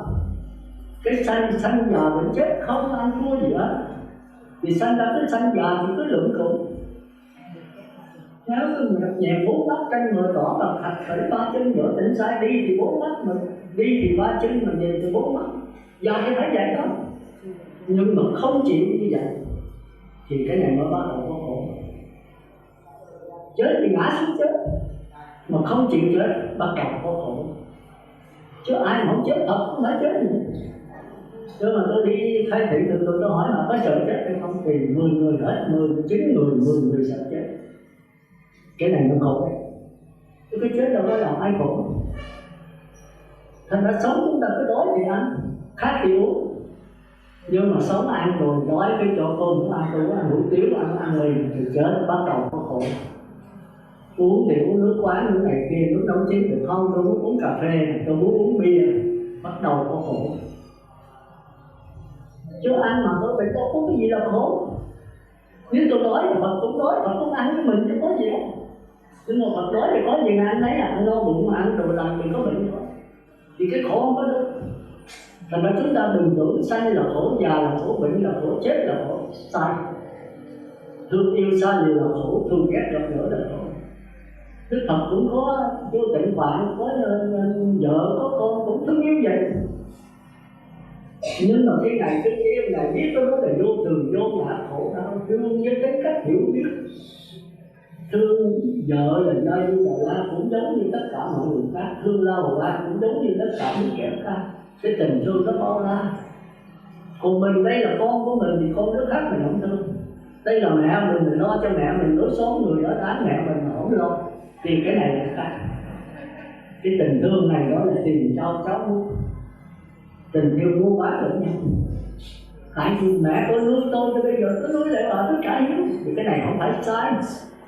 Nhưng mà nó hẹp quá đi. Tại sao mẹ mình từ bên Mỹ mình cố gắng mình đi qua bệnh thân mình nuôi bà già rồi một kế mình đối số này mà mình giống như mẹ mình có ngân trong lúc mình tiền bạc này đó. Nó có sai nhưng mà hẹp. Cái tình thương của người chồng, thương người chồng thì chết sao gì có chồng. Bỏ cái xiên sắt cái chồng lên cái xiên vàng. Còn với cái tình thương bao la thì ai cũng là mẹ mình thôi. Cả cái con chó, con heo, con gà cũng là mẹ mình trong nhiều chuyện. Tôi thật sự dám nhìn vậy không? Đó là nhìn sự thật mà tôi nói sai là tôi xin chịu tội không? Cái tình thương như vậy thì còn cái gì nữa mà đào cái. Còn cái duyên tư nghệ, còn duyên tư là còn tiếp tục đào cái. Vậy cho Phật tử hiểu rằng vậy là chúng ta cái câu thứ nhất đó là nhất định trả lời rằng tôi tu pháp môn tịnh độ là cầu giảng sanh về cõi Phật, phải thêm sự A Di Đà. Ở cõi này là nó vô quế, nhưng mà vô quế không phải là cõi này, mà tại cái tâm tôi vô quế, tâm của Phật tử tôi vô quế, do đó mới chiêu cảm của quả báo vô quế. Như vậy quả trời cũng vô quế sao sư? Xin thưa rằng những bệnh vô quế nó không vô quế, nó sạch hơn cái nhơ. Vì nó cũng chẳng nằm trong cái chuyện đó. Vậy tôi hỏi Phật tử bây giờ người không giữ giới là người đã dơ hay sao? Người ta tự đổi giới. Bây giờ người năm giới thì sao? Thì trong sạch hơn người không giữ giới. Nhưng mà người năm giới so người 8 giới thì sao? Hồi nãy trong sạch hơn người ta, bây giờ cho 8 giới thì dơ hết. Rồi người 8 giới so với người giới thì sao? thì giới hơn người giới nhưng mà trong sạch hơn 5 giới 3 giới. Còn người 250 giới thì sao? Thì trong sạch hơn 10 giới, 8 giới, 5 giới nhưng mà dơ hơn các vị Bồ Tát Thánh. Thì cái trong sạch chỉ là cái tương đối thôi, mà cái tương đối thì còn trói khổ. Tôi bỏ xiềng xay, tôi qua xiềng sắt, bỏ xiềng sắt qua xiềng đồng, bỏ xiềng đồng qua xiềng chìm, bỏ xiềng chìm qua xiềng bạc, bỏ xiềng bạc qua xiềng vàng. Thế là vẫn nằm trong chữ xiềng. Nhưng nên nhớ tôi nói vậy không phải là không tương phước không gì phải trời nha. Nhưng mà nên nhớ đó là cái bàn đạp chỉ có người thông minh. Thông minh không phải là trí tuệ nữa, tức là con người biết nhiều, rộng nhiều, sáng suốt, thì con người này mới thấy cái xiềng vàng vẫn là xiềng, chứ không có chìm đắm trong cái xiềng này. Thì chư Phật tử nào giữ giới thời gian rồi sẽ thông minh, sẽ sáng suốt. Nhưng mà nên nhớ đó không phải là trí tuệ. Khi mà niệm Phật đến từ một cái người thì mình không niệm Phật khỏi đến thì hơi thông minh một chút, nhưng mà vẫn chưa được. Bây giờ khỏi cần niệm Phật nữa, tiếng niệm Phật từ A Lại Gia mình phát ra, tư tưởng mình tập trung tống vô rồi A Lại Gia nó tràn ra. Thì trong kinh kêu là định sanh hỷ lại. Con người này rất thông minh, muốn làm cái gì cũng được, có thể đội lá giá trời đời ngon lấp biển. Ta nói là tập trung nhất trí vô sự bất thành, nhất tâm nhất bất xứ vô sự bất thành. Tập trung một dòng cái điểm gì mà định lực mạnh rồi có thể làm tất cả. Muốn dời ngon lấp biển cho khoa học bây giờ có thể là dời ngon lấp biển, có thể là làm cái đường lộ ở dưới đáy cũng được, từ nước Pháp qua nước Anh 50 cây số, mà người Pháp và Anh dám hợp tác nhau làm cái đường dày xe lửa từ bên Anh qua Pháp ở dưới đồng. Chúng ta thấy là bây giờ còn có thể làm đủ thứ. Chế tâm biết xứ vô sự bất thành, tập trung vào cái đối tượng nào rồi cái ý chí mạnh là có thể dồn nông lấp biển, có thể đội đến đó, nhưng không thể làm học được. Cái đó là cái đặc biệt mà chúng ta cần phải hiểu. Có thể dồn nông lấp biển, cũng như ta nói có tiền thì mua tiên cũng được. Tuy nhiên nó ra kim ngân thì phá được lệ, có tiền nó muốn cái gì cũng được, như thời nhất là thời buổi này. Ta nói nhất thân gì thế nữa, nó là có tiền thì chúng ta có thể là cải sửa hết. Thế giới là người sinh ra thì tiền mạnh, có tiền mua tiên cũng được, nhưng mà có tiền mua Phật không được. Có đạo Phật nó cái chỗ đó chúng ta phải hiểu. Không tiền mới là mua Phật đó. Thì cái kể này nấy giảng sanh xứ Phật rồi học đạo màu niệm Phật gì đi, tóc vừa cạo thì tới lòng đỏ mũi, chứ có còn gì nữa. Thì kể này ấy là giảng cạo tóc là giảng sanh xứ Phật rồi. Nếu ông sư trụ trì mà tôi xứng đáng thì đầu đó là phải Phật rồi. Nếu còn Phật Thích Ca tôi nói thật là tôi xuất gia cho ngày 7 bữa tôi đắp ra, tôi dám nói. Ở đây không ai chỉ vậy. Mò muốn chết mò coi kinh cả đống một kinh giảng đâu có hiểu nổi. Còn Phật Thích Ca mà vô trong đó xuất gia người nào không có người nào lọt ra. Ông bạn đạt cái đô rồi bị ông anh đuổi rồi sắp đuổi tới 3 lần. Một cái chữ chữ quét học chữ tuổi quen chữ quét học chữ quét quen chữ tuổi, ông anh nói thôi cha nội về đi. Đuổi 3 lần ông gọi đó về dọc đường không nhớ lại là mình quên từ giả mình sư phụ mình vô là Phật Thích Ca thì chứng minh cho mình về không có do tùy keo đuổi rồi gì đó. Ông mới trở lại Phật Thích Ca. Phật Thích Ca giảng bài pháp thì cho ông cây càng ông quán cái động tác quả lại. Tôi thấy ghê gớm chưa? Đi quán có 7-8 bữa đó rồi. Còn cũng chàng thanh niên nào cũng dạy giữ 5 giới rồi rủi ảnh để sinh gia đình, xuất gia đình cho. Thì vô xuất gia rồi cái này cho tỳ kheo cho những 10 giới. 5 giới là đọt lên 10 giới là nó trời đất. Nhảy lên 5 giới, 8 giới thì đọt lên 10 giới thì thôi chết rồi. 5 giới mình giữ còn không xong rồi. Thì tôi tự thấy mà 5 giới giữ là xong. Còn 8 giới rất khó. Có nhiều bà cọ tóc 8 giới rồi xuất gia rồi trở lại 8 giới nữa. Thì mình thấy là rất khó. Xuất gia đâu phải dễ. Mình thấy như vậy đó, nó đẩy ra vậy rồi mình vô đó nó biết. Nó buồn đủ thứ hết. Rồi trong đó sư cô là cho ăn tiếng tốt. ăn chay mà đâu có như ở nhà con nó ấy, như nhà mình là chúa tể, mình la lối con cái nó sợ nó chết, vô trong đó hiu hiu đâu có dám cự với ai. Mình mới xuất gia mình còn đâu thật sự mà người ta nói mình phải nghe lời thôi. Còn ở nhà mình là chúa tể của gia đình thì vô đó mình mất cái tự ái, không ở được, không ở được. Còn con cái lại kêu mình về, mẹ ơi mẹ ở này con thấy mẹ ăn thiếu thốn, con tội nghiệp quá. Tội nghiệp mẹ ăn tội nghiệp mình thấy cuộc đời mình không nhìn thấy mình mà cứ nhìn thấy người khác. Thiếu thốn là chân chính đâu có chết, mà thiếu thốn thì tinh thần mới chết. Nếu vậy tại sao mấy người xuất gia trong đó là sống được? Còn mẹ mình là cái gì mà sống không được? Mà sao không lo mẹ mình vì tinh thần mà muốn lo mẹ mình vì vật chất? Tôi không dám nói, tôi nói là tôi nói thẳng là mình đi xuất gia không phải vì ăn uống, mà vì pháp lý. Pháp lý mới đưa mình tới đạo quả. Nên sư phụ ta hiểu cho đó nha. Thành ra cái thứ nhất đó là nếu xuất gia vào giáo hội mà có giáo hội thánh tăng rồi, đi thẳng tới quả Như Lai. Mà quả này bây giờ đâu có giáo hội. Tôi thấy có ai mà sống chung chừng 500 vị, 100 vị mà yên không? Bay cái đó tùy. Chúng ta đi với cái tổ tàu lâm lớn là được, cả 1, 200, 300, 400. Mà đi sâu vào trong đó mới thấy cái tùng lớn trong đó, nó đang rạn nứt trong đó. Mà trong lúc đi tổ sư còn đang còn sống mà nó đã rạn nứt rồi. Không ai ơi, tôi cũng vậy. Cha mẹ còn sống đó mà con cái gì nó bán nhà nó chia, thế là nó kéo vô nó đánh. Người trong đó đội mấy cái tàu lâm lớn thì bỏ đi hết, tranh nhau vì vấn đề khi ông thầy mà chết mình thấy là ông thầy, còn ông thầy chưa chết thì là muốn cho ông thầy chết. Chúng ta thấy bên ngoài rất đẹp, 100, 200 tăng lên, nhưng bên trong đi sâu mà chúng ta mới thấy sự đau đớn. Thì cõi này là không có giáo hội, không có Phật, không có tổ. Thì giờ xuất gia đi đâu? Bỏ đời sống cư sĩ vô đó cũng giống như cư sĩ. Tôi đau khổ chỗ đó, tôi dám nhận hết, tôi dám xuống xuất gia. Giờ mình mới hỏi ông ác tôi phải là bây giờ sư chỉ con đi đâu? Tôi bị cái cô sa đéc rồi, cô là y tá, mà cô nghỉ việc rồi. Cô phải nóng cô đi đây đi kia, cô đi xuống chích cho nó rồi. Thì quý sư thỉnh tôi đi chích cho nó khỏe, tôi mà đã từ chối cổ kia, tôi nói là tôi cũng chích cứ khỏe gì đó.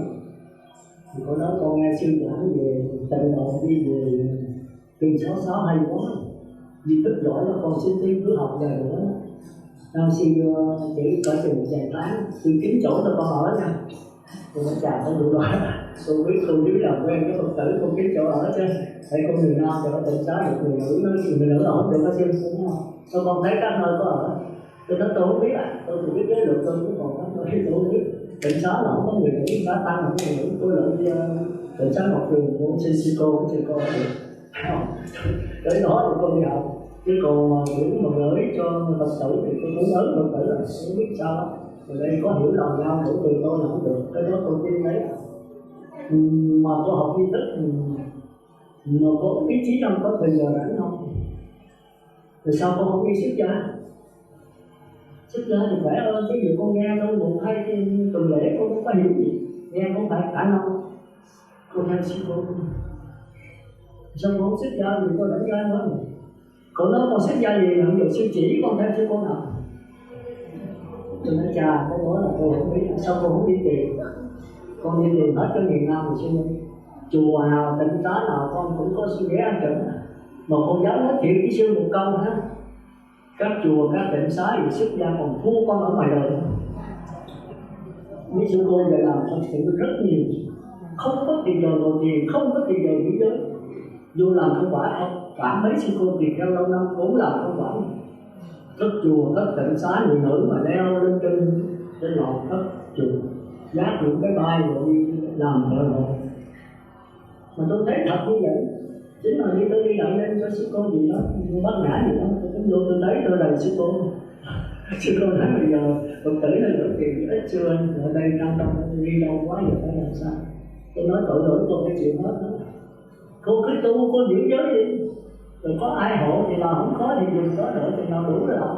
Cái này là bổn phận của cư sĩ đâu phải của cô. Mai là cô nói là cô không nhận cử. Còn cái bữa lễ tôi có sám hối rồi đó, cô bộ sám hối tôi cứ cãi sửa đi. Cái này có thì ở cô chùa đó còn lớn vậy, cô cấp thêm chi rồi nó đi đâu thì Phật tử ta thấy người ta cách. Ta đứng ra không mua đồ, ta đứng ra không muốn tội làm gì làm, cô chỉ chứng minh rồi. Cô làm gì mà cô đi làm mà cô lại kêu đệ tử cô xuất gia tìm theo mấy chục năm rồi ốc đi xuống với lại. Cái này đâu phải bổn phận của người xuất gia.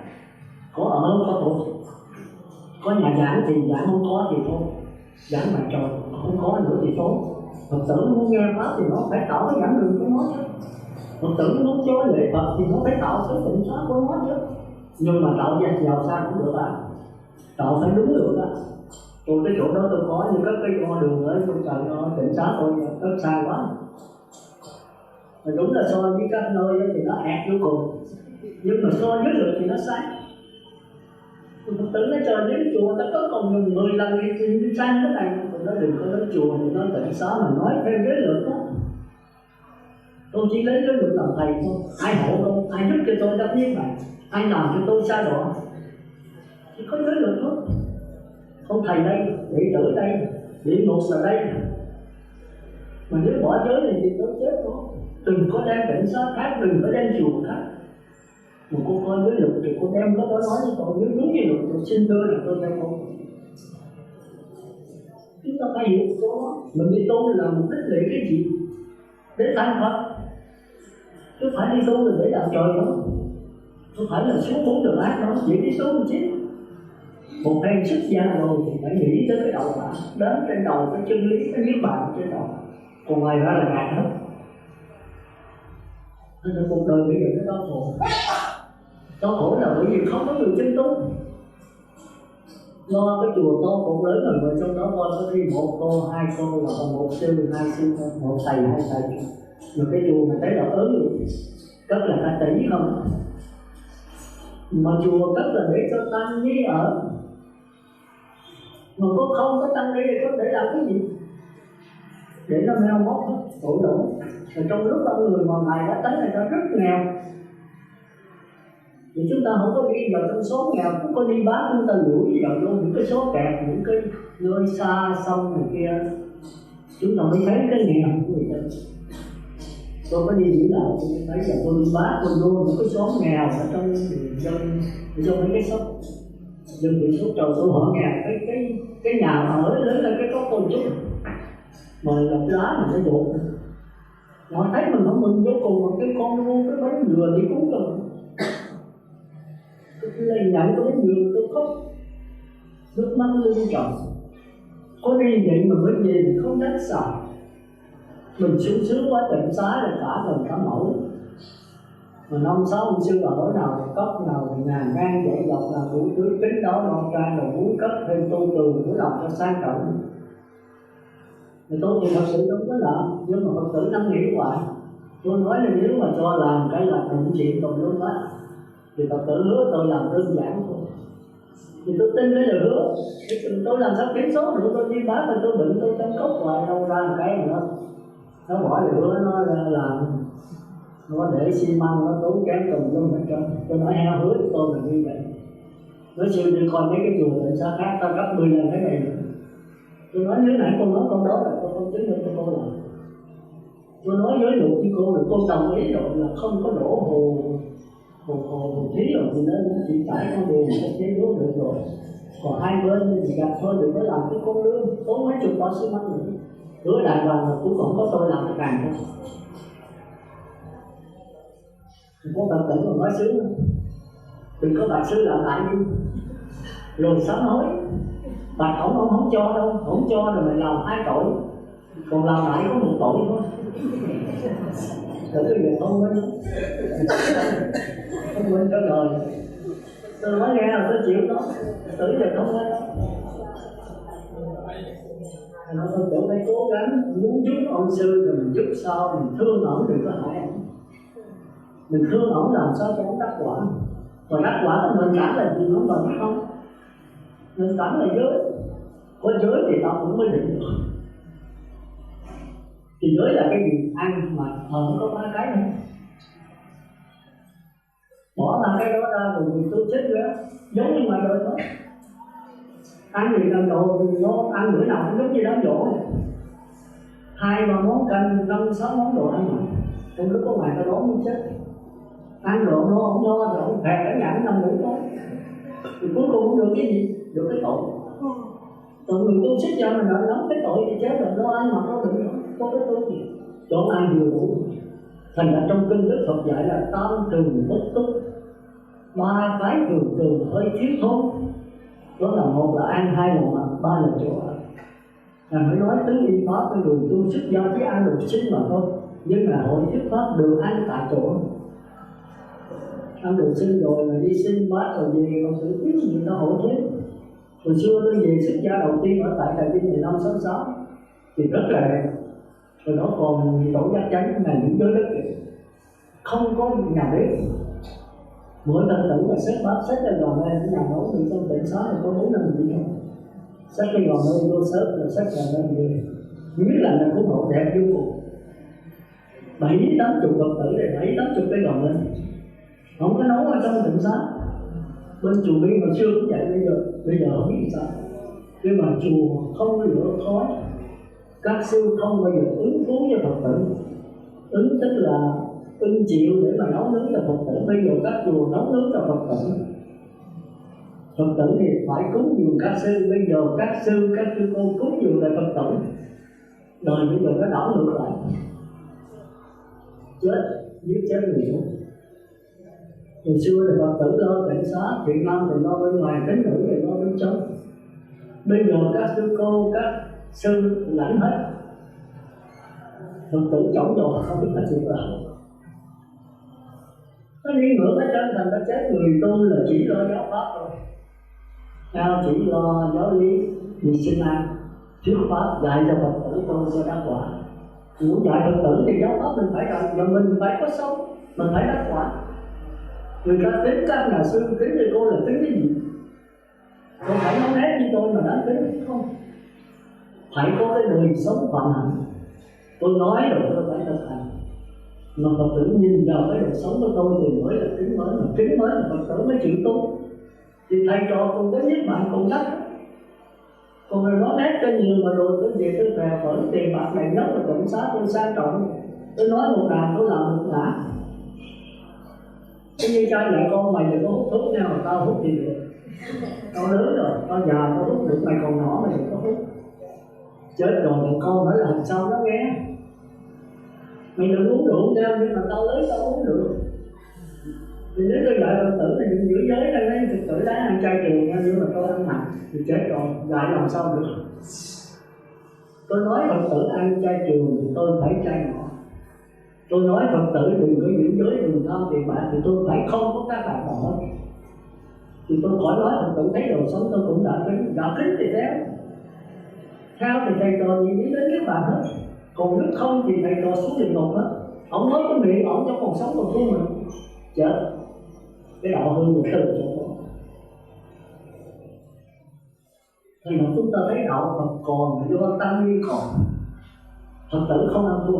Nói là Phật tử là cái cột con thôi, còn tăng ni là cái cột cái. Cái nhà mà cột con mà sụp thì cái nhà nó siêu thôi. Còn cái cột cái mà gãy rồi cái nhà sụp đi. Thành cái nhà của đạo Phật là do tăng ni. Mà tăng ni còn hay mất là do thiện tính. Thiện tính biết cách hộ trì thì tăng ni còn sống là thiện tính không biết cách hộ trì là do có mấy sư bè vẫn chơi không thì là giúp đỡ nhau chơi mà chơi tôi thì không nói tới đạo Phật. Tăng ni sẽ chết. Cái đó Đức Phật nói đó, đạo Phật còn hay không là do tăng ni. Mà tăng ni có giữ giới thì đạo Phật mới còn. Mà bây giờ tăng ni không giữ giới, mà không giữ giới là Phật tử không biết gì hết. Nhiều khi mà xuống tăng ni làm phá giới diệt giới. Đó là ăn một cái mặt cũng được y áo. Thì chúng ta thấy các nhà sư đó thì có 2 bộ. Một bộ mới, bộ cũ. Bây giờ mình xá tôi này ngất luôn. Phật tử đang được cũng không nhận không được. Con đem nhận con không có đem được, nhưng không nhận con bỏ đó. Ngon chưa? Còn như vậy, tôi làm cái gì vậy? Chịu. Nếu mà cúng giải thì còn đỡ, tôi đem cúng cho cái không được.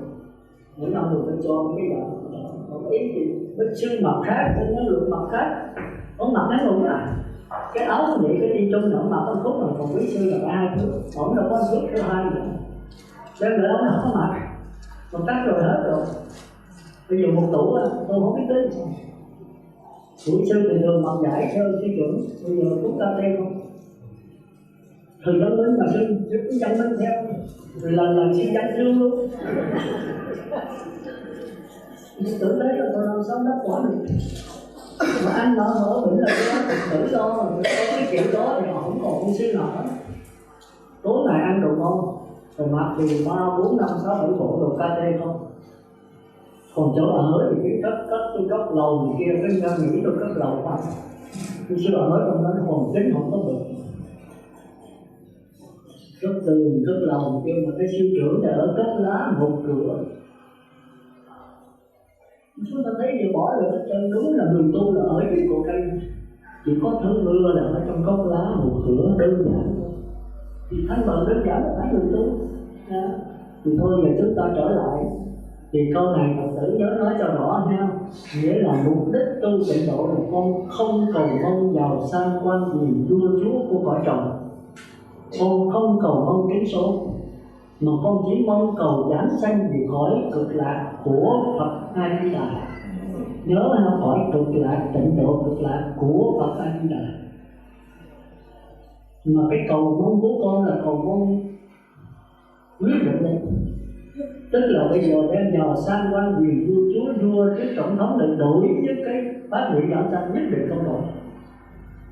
Bây giờ bác sĩ có nói rằng bây giờ bệnh ông nặng, nếu ông ăn chay, ông bỏ ăn chay, ông ăn mặn thì tôi mới trị ông, và có thể ông sống 10 mấy 20 năm nữa, và ông bỏ cái tu tịnh độ. Ông chịu không? Thì cái này phải trả lời liên sức. Còn tôi quyết định bây giờ bác sĩ có cho tôi sống trên 100 tuổi nữa, tôi quyết định thoát được. Bây giờ tôi chết liền cũng được rồi. Chết liền mà bản thân tôi xin chết liền. Sống mà làm cái gì trong lúc mà tinh thần, linh hồn mình đã dơ bẩn rồi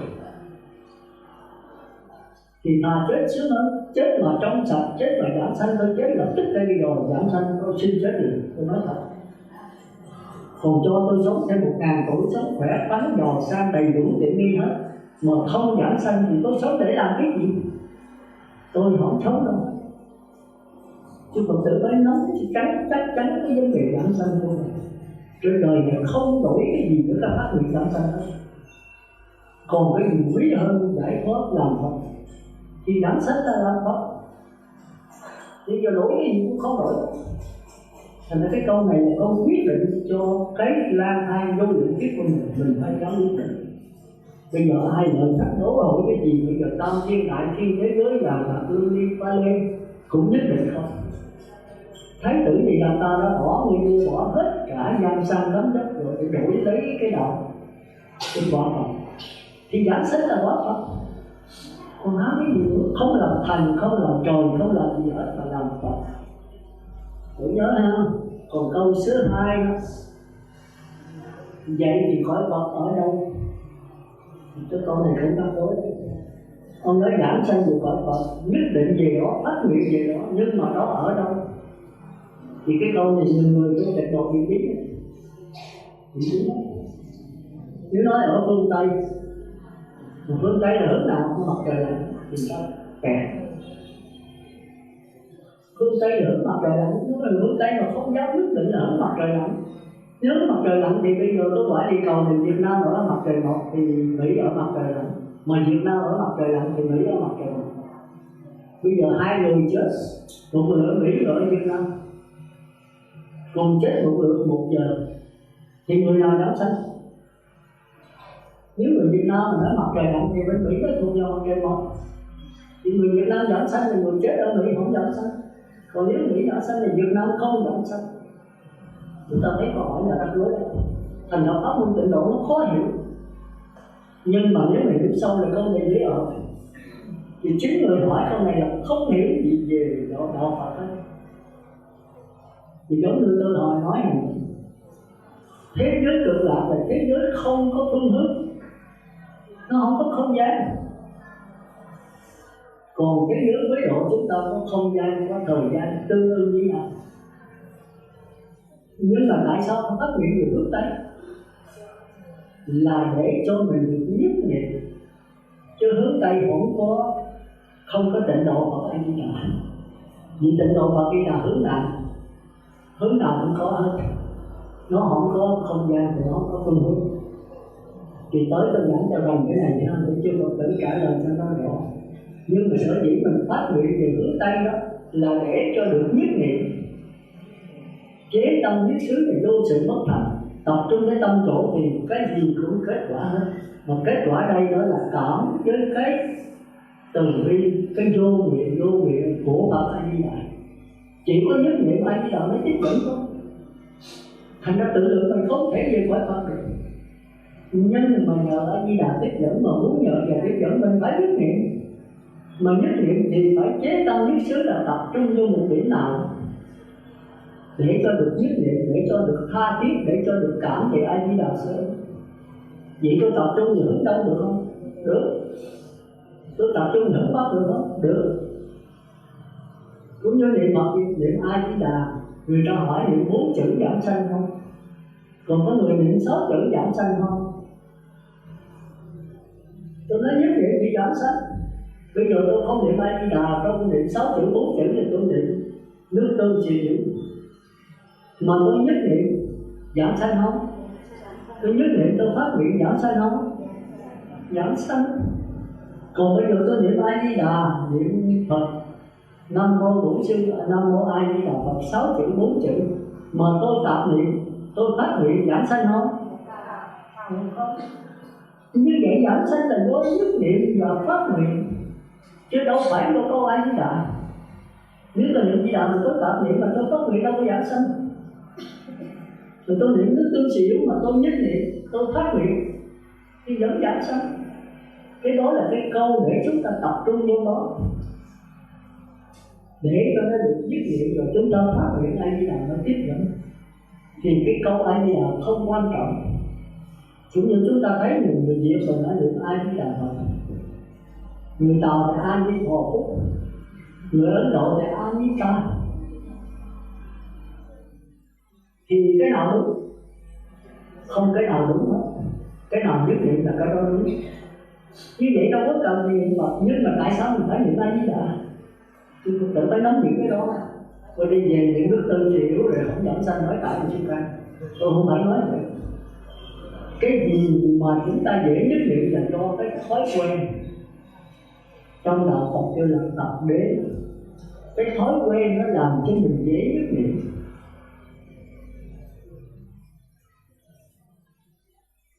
Không chẳng hạn như người xưa ta chết đó thì ta nằm nó dễ chết hơn. Ngồi thì nó khó chết hơn. Nhưng mà mấy người ta định được mạnh ta ngồi ta chết được không?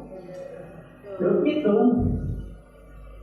Hắn không có định được nhất niệm của mình mạnh thì mình muốn đi lúc nào cũng. Vì cái quan trọng là nhất niệm chứ không phải chết ngồi hay chết nằm hay chết đứng. Thành ra chúng ta thấy ông Tỵ trong Trung Quốc sử là Trần Quốc Tản, ông hỏi đệ tử là các con có thấy ai chết nằm không? Nó có nó dễ, con thấy thường. Các con có thấy ai chết ngồi không? Nó có thầy, nhưng mà ít hơn.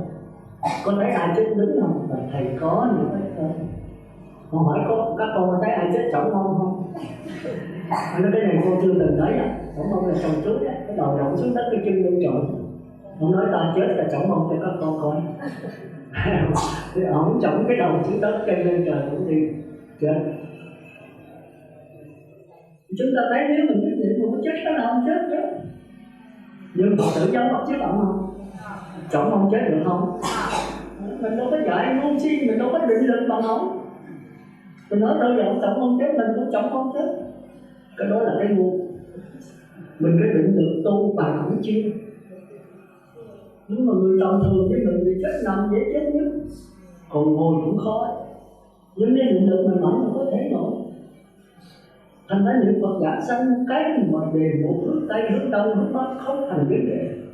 A Di Đà Phật 4 chữ, 6 chữ niệm Quan Âm hay là niệm Thích Ca cũng không thành vấn đề. Nhưng mà vấn đề đó, người ta đã quen niệm A Di Đà, bây giờ mình niệm là nước tương xỉu thì chết rồi. Mình chống lại cái đó, người ta đã quen nằm chết rồi, bây giờ mình chống mong chết thì vẫn được, nhưng mà định được mình tới đó chứ mình chống lại cái thói quen được chứ. Tôi tưởng nói tôi nói rằng nó phải nhớ là về bắt trước người ta, rồi trước này ông nói là những đức cư sĩ không có những cư sĩ mà không giảng sanh là do lỗi ổng. Tôi không có nhận cái đó à. Nếu nhất định là muốn làm gì làm, còn chưa quyết định thì theo cái lề lối của cổ đức xưa, tất cả mọi người đã làm thì tôi làm gì, làm cho cái tập đế từ giờ cái bộ việc của tất cả mọi người từ xưa đến giờ. Vấn đề giảng sanh cũng vậy, chứ Phật tử nên nhớ. Cũng như cái bài mà tôi mới đi niệm Phật thì mấy Phật tử đây có đi rồi chết ở Mexico Hiền ở Thanh Hoa cái đời nó cái đầu còn nóng, tức là về trung phẩm đấy, Phật thánh đấy. Thì dĩ nhiên là người cư sĩ làm sao về trung phẩm, không bao giờ có gì đâu. Nhưng mà đây là sự thật. Chính sư cô đầu sư cô nói thì sư cô đâu bao giờ nói nữa. Nhưng mà tại sao vậy? Mà những Phật giỏi lắm nhất niệm tôi sẽ làm sao mà đi qua vô niệm có Phật thánh ngập luôn nhất nhận lai được. Cái này là ngập luôn nhất nhận lai. Rồi tôi đố Phật tử làm sao biết, làm sao giải thích câu này. Thì chúng ta thấy dễ dàng thôi. Sở dĩ bài đố trung phẩm đó là do bà có niệm Phật lúc còn sinh tiền, đó là lý do đấy. Cái thứ hai là con cái đặt niềm tin vững vào pháp môn tệ độ, niềm tin vững chắc vào tôi và niềm tin vững chắc vào cái ban hội. Gia đình rất là kính mến sự kính mến tất cả Phật tử đó. Tôi thấy cái thái độ là tôi biết. Thì cái trợ duyên này giúp cho bà giảng sanh cao hơn. Cái tự lực bà phải chắc chắn là không bao giờ qua trung phẩm được. Nhờ ba hội điện đi với đó 16, 17 cô, 16, 17 vị gia. Rồi gia đình rất là kính mến các sư, rất là cung kính mấy Phật tử bà xem. Gia đình thấy một niềm tin đến đó để mà chắc tay được Phật ủng hộ cho bà. Như vậy bà thay vì hạ phẩm, bà nhờ cái đức tông này đẩy mạnh thăng lên trung phẩm, thì đó là sự dễ dàng thôi. Thành ra trong gia đình mà có một người không đồng ý rồi cái tư tưởng mà nặng, giảng sanh này không là do tư tưởng. Mà tư tưởng mình phải bấm cái tên như vậy đi, mà có một tư tưởng ngược chiều là cái tên nó sập xuống. Thành ra ở bà bán là một cũng vậy. Có chú trời nó ngang tàn, không chịu cho bà giảng sanh, còn nước còn lại. Nó câu đó rồi tôi đi về. Bà nằm luôn 7, 8 bữa, 9, 10 bữa gì nó không chết. Thì cái câu nói một cái tư tưởng nó chặn con đường giảng sanh của mình. Rồi bà chưa từng tự nhớ nha, rồi bây giờ về bắt đầu giáo huấn gia đình. Là mẹ mình chết, gia đình lối xóm rồi chết thì làm sao tất cả đều cái động lực cầu cho cái người đã giảng sanh. Nhất là đừng có khóc, khóc là mình lưu luyến mình kéo mình đó lại. Mà tất cả cái định lực này giúp cho giảng sanh. Khi người chết này thay vì giảng sanh thấp thì có thể giảng sanh cao. Mà nếu không giảng sanh thì nhờ định lực này có thể giảng sanh. Thành một pháp môn tịnh độ rất hay. Tôi coi cái thái độ của anh con gái trong gia đình tôi rất mừng. Thái độ rất cung kính, họ từ cái tâm họ tỏ ra thái độ về đối Phật tử rất là kính mến, rất là biết ơn. Rồi cuối cùng là gì cũng không. Tôi thấy rất là người ở Vĩnh Châu mà lần tôi đi hội cũng vậy. Người con rất là trí yếu, rất là cung kính, các sư rất là cung kính là bạn xem. Rồi bạn xem người ta tới 7 mấy 8 mấy người ta hết lòng người Phật tử, người quên họ rất là chân thành. Đó, ông cũng qua cái đầu mà đón trung Phật. Mà ông là cư sĩ mà mới biết đạo có 3-4 năm mới được, còn 3-4 năm nay cái đó không thành vấn đề. Mà cái lòng thành kính của ông, cái niềm tin vững chắc của ông, cái lòng thành kính của Phật tử, cái này trợ lực cho ông. Thì tôi tới đây tôi xin tạm ơn nha. Thì tới cái câu thì tới còn mấy câu ha, người coi lại ha. Cái thứ nhất tôi hỏi lại đó là phải nhớ trả lời cho đúng nhau, là niệm Phật. Tôi tịnh độ niệm Phật để làm cái gì, mục đích để làm cái gì. Thì chúng ta nên nhớ là cầu giảng sanh vì khỏi tịnh độ của Phật A Di Đà. Cái thứ hai là khỏi Phật A Di Đà ở đâu? Tôi giảng chưa hết đâu thì tới giảng lại. Thì phải chỉ nói hướng Tây là chúng ta nên nhớ là chúng ta tập trung cho nhất niệm. Nếu hướng Đông cũng được, hướng Bắc cũng được, mà không hướng nào hết cũng được, miễn nhất niệm thôi. Nhất niệm và phát nguyện là hai điều kiện của đại đạo. Thành ra cái câu hỏi đó là câu hỏi chưa rành Phật Pháp. thì chúng ta trả lời cho nó rằng nhưng mà nếu không về hướng Tây đó thì khó mà nhất định, bởi vì mình là phàm phu. Còn nếu mình là người ngon, là thánh nhân, hoặc là mình tu cái đất tứ thiền tứ không thì không cần vấn đề đó. Mà chứ Phật tử đất tứ thiền chưa, không phải hỏi mình. Nó đừng bắt chước ai, bắt chước là ngu. Có thể như tôi tu cao, tôi đất tứ thiền tứ không, tôi không cần hướng Tây, tôi không cần niệm Phật. Tôi cứ lặng lẽ lắng nghe cái niệm Phật từ trong ai lại ra, tôi phát ra những tấm tự nhiên, tôi khỏi cần được gì hết. Mà nếu giảm sanh là tôi được trong khổ, tôi ngồi đến cả người đó. Chứ nó tùy người đó, thì chúng ta mỗi người nếu là người ra niệm Phật đến từ một đến 10 niệm Phật, khỏi đến khỏi cần niệm Phật nữa mà vẫn có cái niệm Phật. Thì tôi ngồi đây tôi nhất thân tưởng niệm gì vậy? Tôi lắng cái ai lại ra cái linh hồn nó phát ra cái niệm Phật. Rồi tư tưởng tôi tập trung tống vô ai là ra nó lại tràn ra, rồi tôi tống chỗ vô cái niệm tôi không niệm gì hết, mà tư tưởng tôi luôn nghĩ tới, nhớ tới, tưởng tới, thì tôi về là những trung phẩm. Cái này nó là hạ phẩm mà thượng sanh, còn nếu tôi thêm cái lắng nghe đó là trung phẩm. Thì các ông sẽ thấy là cái tịnh độ nó cũng gom hết, nhưng mà do cái hiểu biết của mỗi người thôi. Thôi đến đây xin tạm ngưng nha. Cầu chúc cho pháp hội của cha của chúng ta còn dễ pháp giới chúng sanh, vì giảng sanh cực lạc và thành Phật. Nam mô Bổn Sư Thích Ca Mâu Ni Phật. Kính mời toàn thể các Phật tử làm quỳ lên để chúng ta cùng lời cùng kính dâng lời biết ơn và nhớ ơn của Thượng tọa ban chúng ta thời các các buổi chiều hôm nay. Nam mô Bổn Sư Thích Ca Mâu Ni Phật. Nam mô A Di Đà Phật. Kính bạch Thượng tọa pháp sư, chiều hôm nay nơi đạo tràng Tịnh Xá Học Trường chúng con vô cùng quan nghĩ được sự hướng dẫn ân cần của Thượng tọa, làm cho chúng con mở được tuệ giác của chính mình. Phi chúng con phát tâm niệm Phật A Di Đà, và một điều duy nhất lớn lao nhất là hôm nay chúng con được biết rằng Đức Phật A Di Đà ở khắp trong 10 phương, chứ không phải ở một gương phương Tây mà từ lâu nay chúng con hành phát nguyện và nhất niệm ở một hướng phương Tây. Hôm nay Thượng tọa đã chỉ hướng về đường cho chúng con thấy rõ, chỉ cần nhất tâm lại là Đức Phật có tất cả trong 10 phương. Vậy thì giờ phút này chúng con thành tâm đối trước Thượng tọa, xin phát nguyện là một hành giả luôn niệm Phật được nhất tâm, để trên lộ trình vãng sanh của chúng con trở về thế giới Tây phương cực lạc của Đức Phật A Di Đà không gặp khó khăn. Do đó mà chúng con thành tâm nguyện trước Thượng tọa luôn tinh tấn trong vấn đề niệm Phật vãng sanh, và chúng con cũng xin phát nguyện là khi Thượng tọa đã đi về nơi thế giới cực lạc rồi thì chắc chắn rằng Thượng tọa không bỏ chúng con.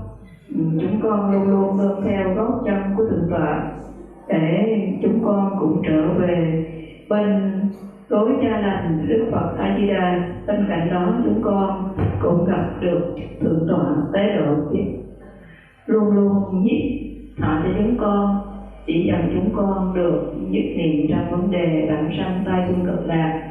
Mong Thượng tọa kính bạch Thượng tọa quan nghị chứng minh để chúng con đều phát nguyện nương theo công hành của Thượng tọa niệm Phật được nhất niệm, thì chúng con cũng nương theo đó để mà theo Thượng tọa vãng sanh về thế giới Tây phương cực lạc. Nam mô A Di Đà Phật. Và giờ đây kính bạch thánh Thượng tọa huấn nghị chứng minh cho toàn thể Phật tử chúng con được thành tâm đeo đầu đảnh lễ Thượng tọa 3 lễ. Quý vị 3 xá trước cuộc sống. Chưa điều. Quý vị nghe 3 xá 3 tiếng chuông là chỉ xá thôi, chưa có lễ. Sau khi mà 3 tiếng chuông sau là quý vị mới lễ cho nó là an phu và trang nghiêm đạo tràng. Đồng thời chúng ta cũng tỏ lòng cung kính đối với Thượng tọa. Chúng ta làm lại 3 tiếng đầu tiên là chúng ta chỉ xá thôi, 2 tiếng thôi.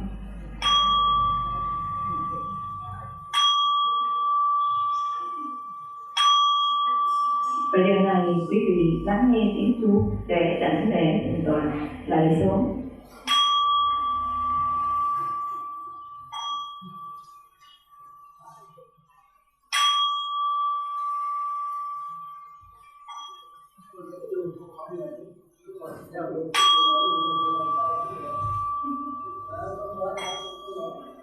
Anh đi đạo Phật, cùng thỉnh toàn thể chúng đồng. Ba xá.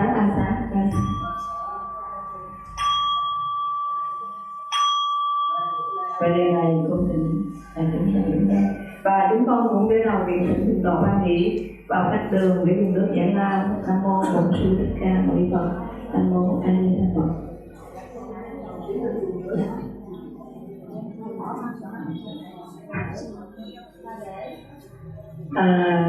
Con thành tâm sẽ nói thượng tọa, giờ này con cũng thỉnh thượng tọa và nội lệ chúng đồng hồi hướng. Nguyện đem con đứng lại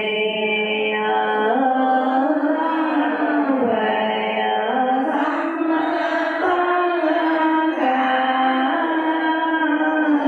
đệ tử và chúng sanh đều con thành Nam mô Bổn Sư Thích Ca Mâu Ni Phật. Nam mô A Di Đà Phật. Kính bạch trên thượng tọa Ban Hỷ chứng minh cho chúng con được kính bạch thượng tọa, vì hôm nay nhân cái ngày đại lễ viết Di Đà thì thượng tọa dạy chúng con là Di Đà có nghĩa là thuộc bài, viết có nghĩa là tu giỏi, quan hỷ viết niệm. Thì hôm nay chúng con được phép, xin phép thượng tọa Ban Hỷ chứng minh cho con được thiết lập cái lễ đài để tưởng niệm cái ngày lễ viết A Di Đà. Vì đại đạo tràng chúng con là có tổ chức những ngày tu niệm Phật, vì lễ đó mà Phật tử yêu cầu thiết lập lễ đài. Con cũng kính trình lên thượng tọa Ban Hỷ chứng minh cho chúng con được cái đủ công đức lành thiết lập lễ đài cho nó viên mãn công đức một cách nghĩa là tròn vẹn trong cái ngày đại lễ viết Phật A Di Đà. Kính bạch thượng tọa. Nam mô A Di Đà Phật. Giờ này con không tin thượng tọa Ban Hỷ đang trở về khách đường để được giải lao không biết Phật.